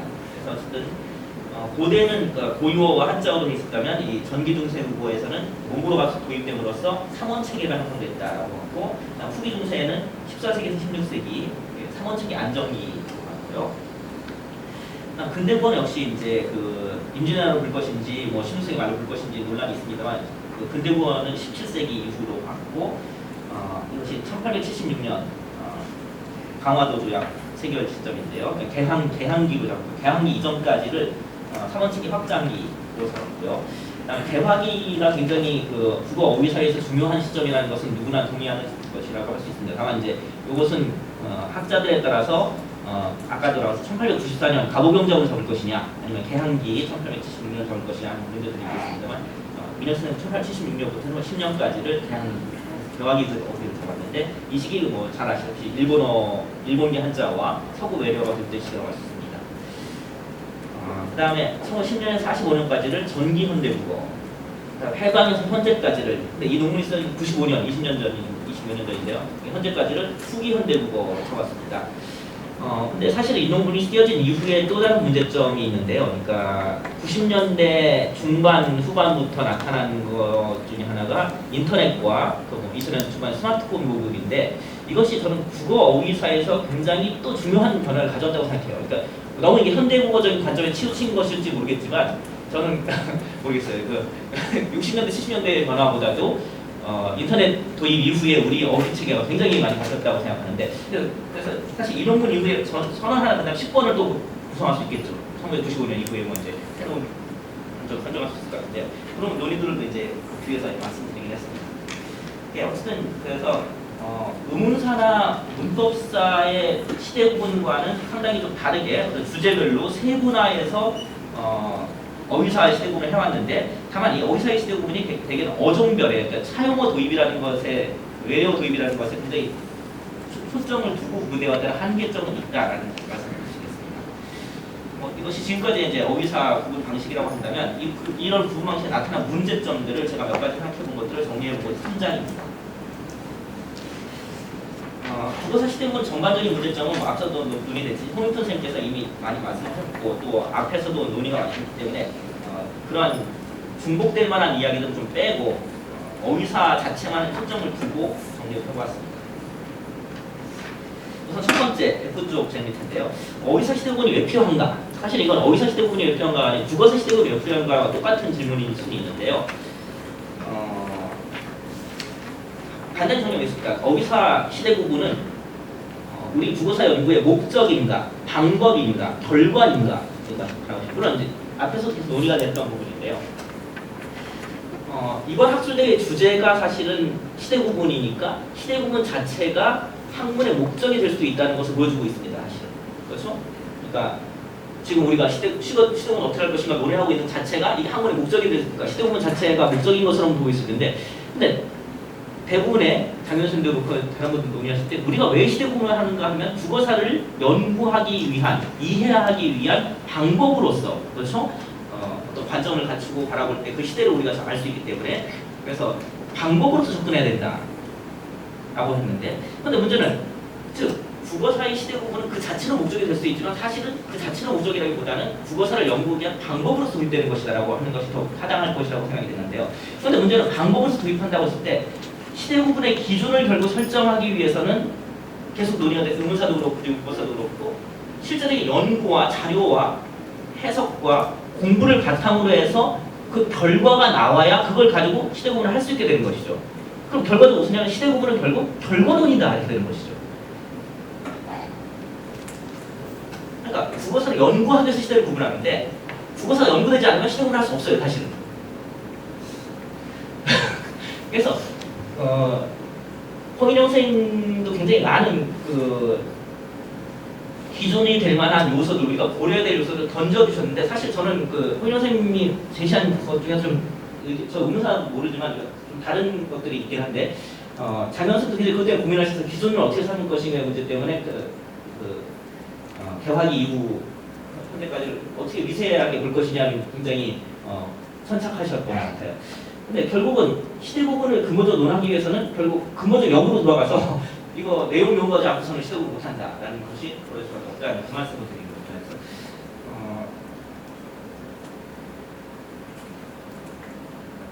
우리가 지금 시대 구분을 논하고 있지만 결국은 시대 구분에 대한 근본적인 문제만 제기할 뿐이고 결과로서는 다시 이거는 우리가 세부적인 연구를 한 이후에 나중에 다시 논의할 것이다라고 회피할 수밖에 없는 문제가 아닌가 라는 생각을 해봤습니다. 그다음 두 번째 문제는 110쪽의 두 번째 단락인데요. 지금 상한선 문제는 많이 말씀하셨는데 하한선 문제는 별로 말씀 안 하신 것 같아요. 다른 분들 하시면서 그러니까. 근데 어휘사는 이게 상당히 하한선 문제가 걸리는 것 같습니다. 그러니까 상한선은 뭐 한자도 더한다 이렇게 할 수 있는데 어디까지를 우리가 다룰 것인가가 문제죠. 그러니까 개화기를 다뤄야 된다는 건 당연히 명확한 사실이고 분명한데요. 개화기부터 1910년까지 이경 선생님은 현대국어를 1910년 이후로 줬기 때문에 그러니까 현대국어의 범위 설정의 문제도 들어가고 현대국어를 국어사에서 다룰 것인가 안 다룰 것인가 문제도 들어가고 어휘사 문제도 특히 들어가겠는데 그러니까 의문사를 다루면서 현대국어를 굳이 안 다뤄도 된다고 할 수도 있을 것 같아요. 왜냐하면 너무나 좀 현대국어에 대한 연구는 복잡한 어려운 문제들이 있어서 근데 어휘사 문제도 현대국어까지 과연 2000년대 이후의 것을 우리가 국어사에서 어휘사에서 다뤄야 되느냐 하는 문제가 있을 수도 있겠지만 이게 이제 45년도, 그 다음에 60년대, 70년대, 아까 말씀드렸듯이 1990년대 문제들이 과연 어휘사의 영역에서 벗어나는 것인가를 생각해보면 크게 또 명확치 않은 것 같단 말이에요. 그러니까 이 하한선 어디서 할 것인가도 굉장히 고민해야 될 문제들이고, 물론 하한선 계속 내려오겠지만, 중대까지는 되게 45년 전까지를 많이 했던 것 같은데, 더 한선을 내려야 될 필요가 있겠다라는 말씀입니다. 또 한 가지는 이제 어휘사의 영역이 아까 8가지, 더 있을 수는 일반적으로 논의할 수 있는 8가지를 제시하는데 그 중에 어종, 즉 외래어의 대량 유입만으로 우리가 어휘사 시대 구분을 하는 것이 과연 타당한 것인가 라는 문제도 근본적으로 생각해야 될 문제인데 대안은 없습니다만 또 한 가지는 이제 외상화 내세 문제 계속 지금 연결돼 왔는데요. 근데 문제는 이게 의문사나 문법사가 달라서 결국 외래어의 대량 유입을 기준으로 삼는 순간에 외래어의 대량 유입이 벌어진 이유는 사실은 외사에 있는 것이죠. 이게. 그러니까 그래서 어휘사는 기본적으로 외사를 배격하고 할 수 없다. 그래서 외사 자체가 어휘사다. 변화를 초래한 것이다 라고 할 수밖에 없다는 거에서 또 문법사, 의문사는 또 다 차이점이 있다고 생각합니다. 그리고 또 한 가지는 외래 유입을 기준 삼는다고 했지만 사실은 모르겠습니다. 그러니까 아까 지방어와 이제 그 중앙어의 문제도 국어사 시대분들이 중요한 문제들이 있고 하는 결국 지방어 알 수 없는 거 아니냐 이런 얘기들이 나오고 했는데 어휘의 문제는 더 심각한 것 같습니다. 그러니까 사실은 분명히 지방의 어휘와 중앙의 어휘가 굉장히 달랐을 텐데 강원 차이가 굉장히 심하니까요. 그럼 외래어가 도입됐다고 했을 때 가령 아래아의 변화는 좀 다른 것 같습니다. 물론 지역적인 차이가 있을 수는 있지만 아래아의 변화가 나타난다면 그것이 전국적으로 다 영향을 미치게 되는 것은 분명한 것인 것 같고 그 조사나 어미의 변화도 마찬가지라고 생각하는데요. 그러니까 저는 여기는 리에 관심이 있어서 리라든 니까에 대해서 좀 찾아본 바가 있는데 니까라는 것이 나타나는 건 19세기 말에 처음 나타나기 시작하는데 방언 조사를 해보면 니까에 해당되는 어형들이 약간의 변형은 있죠. 그러니까 니까는 니께네 뭐 해서 여러 가지 변형들이 있지만 거의 전국적으로 다 분포되고 있다는 걸 볼 수 있습니다. 그러니까 어떤 의문의 변화나 어떤 문법의 변화는 중앙어와 지방의 차이가 크게 차이 없이 나타나는데 어휘의 변화는 그렇지 않다는 거죠. 그러니까 이게 특정 지역에서만 나타날 수도 있고 특정 세대에만 나타날 수도 있고 중앙에서만 나타날 수도 있는 것인데 그럼 몽골어가 도입됐다고 했을 때 과연 이것이 전국적으로 다 퍼져나고 어느 순간에 퍼져나갈 수 있겠지만 대개는 중앙 중심일 가능성이 높지 않은가라는 생각이 들어요. 그러니까 그건 개화기 이후는 좀 달라지겠죠. 그런데 가령 또 만주어육들 17세기 만주어육도 그렇고요. 그래서 우리가 주어진 자료의 한계에서 그 자료를 바탕으로 시대 구분을 할 수밖에 없고 연구할 수밖에 없으니까 그렇긴 하지만은 진짜 국어 어휘체계 전반을 놓고 봤을 때 그 차용어의 도입이라는 게 과연 얼마나 영향을 미쳤고 어느 정도의 비율을 가지는 것인가에 대한 것은 통계를 내보지 않고는 사실 얘기할 수 없는 것인데 과연 그것을 가지고 우리가 접근하고 얘기하는 것이 또 타당한가 하는 문제도 있을 수 있다고 생각해요. 그런 생각들을 좀 해본 것인데요. 그 다음에 구체적으로는 민현 선생님 지금 109쪽에 제시하는 것에 근본적인 문제들을 또 하나 제시해 봤는데요. 첫 번째, 아까 109쪽 다시 보시면은 원시국어 어휘에서 이런 체계기를 설정하셨죠. 고유어만이 유지하던 시기라고 했는데 과연 원시 시대라고 해서 우리가 기원전 2세기 이전, 기원전 108년 기준이겠죠. 그러니까 기원전 2세기 이전에는 외래어가 없었을까? 라는 문제인데 가령 이제 쌀농사의 시작이 우리가 언제부터일까를 추정해 본다면은 이건 한 4, 5천 년 넘지 않았다고 생각이 듭니다. 막 1만 년까지 올라가는 분들도 있긴 한데 그렇다면 쌀이라고 하는 단어라든지 쌀농사와 관련된 많은 용어들이 사실은 차용어일 가능성도 배제할 수 없는 것이고 대나무의 대라든지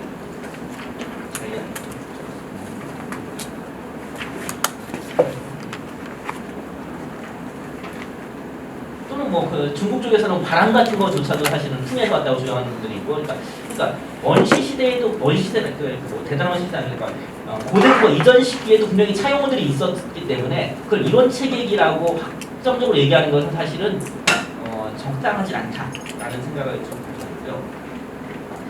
아까 말씀드린 고려의 건국이 과연 어휘론적인 의미에서 왜 시대 구분이 돼야 되냐? 그러니까 민현 선생님 지금 하시는 걸로 봤을 때 그런 것입니다.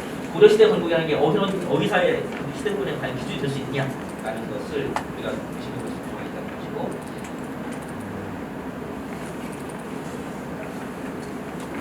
그다음에 후기 고대국어가 9세기, 7세기로 잡았고요. 그다음 전기 고대국어를 기원전 1세기에서 7세기로 잡았는데 근데 같은 1000년의 고대국어 속에서 전기가 800년, 후기가 200년밖에 안 된다는 것이죠. 결국 이게 뭐냐면 자료의 제한 때문에 우리가 이렇게 나누는 것이지 과연 그것을 그렇게 나누는 게 타당한가에 대한 문제도 또 지적해 볼 수가 있게 됩니다. 그리고 명칭도 문제가 되죠. 그러니까 전기 고대국어는 형성기라고 했고 후기 고대국어를 확장기라고 했는데 800년이 형성기다. 이건 좀 이상하지 않느냐. 뭔가 형성이라고 할 때는 뭔가 도입 단계나 초기 단계 형성이라고 하는데 800년간을 형성이라고 부르는 거는 명칭도 좀 이상하다. 거의 생각나는 것들이 감정적으로 많이 있었는데 지금 이 선생님 나와 계시고 보니까 토론 시간에 좀 얘기할 것들이 있는 것 같고 나머지는 이제 생각을 정리한 것이서 넘어가도록 하겠습니다. 이상 두성훈 선생님 마치도록 하겠습니다. 네, 감사합니다. 지금 그 황선혁 선생님 발표를 끝으로 오늘 우리 주제 발표는 끝이 났습니다. 지금까지 열띤 발표를 해주신 여러 선생님들께 박수 한번 주십시오. 이제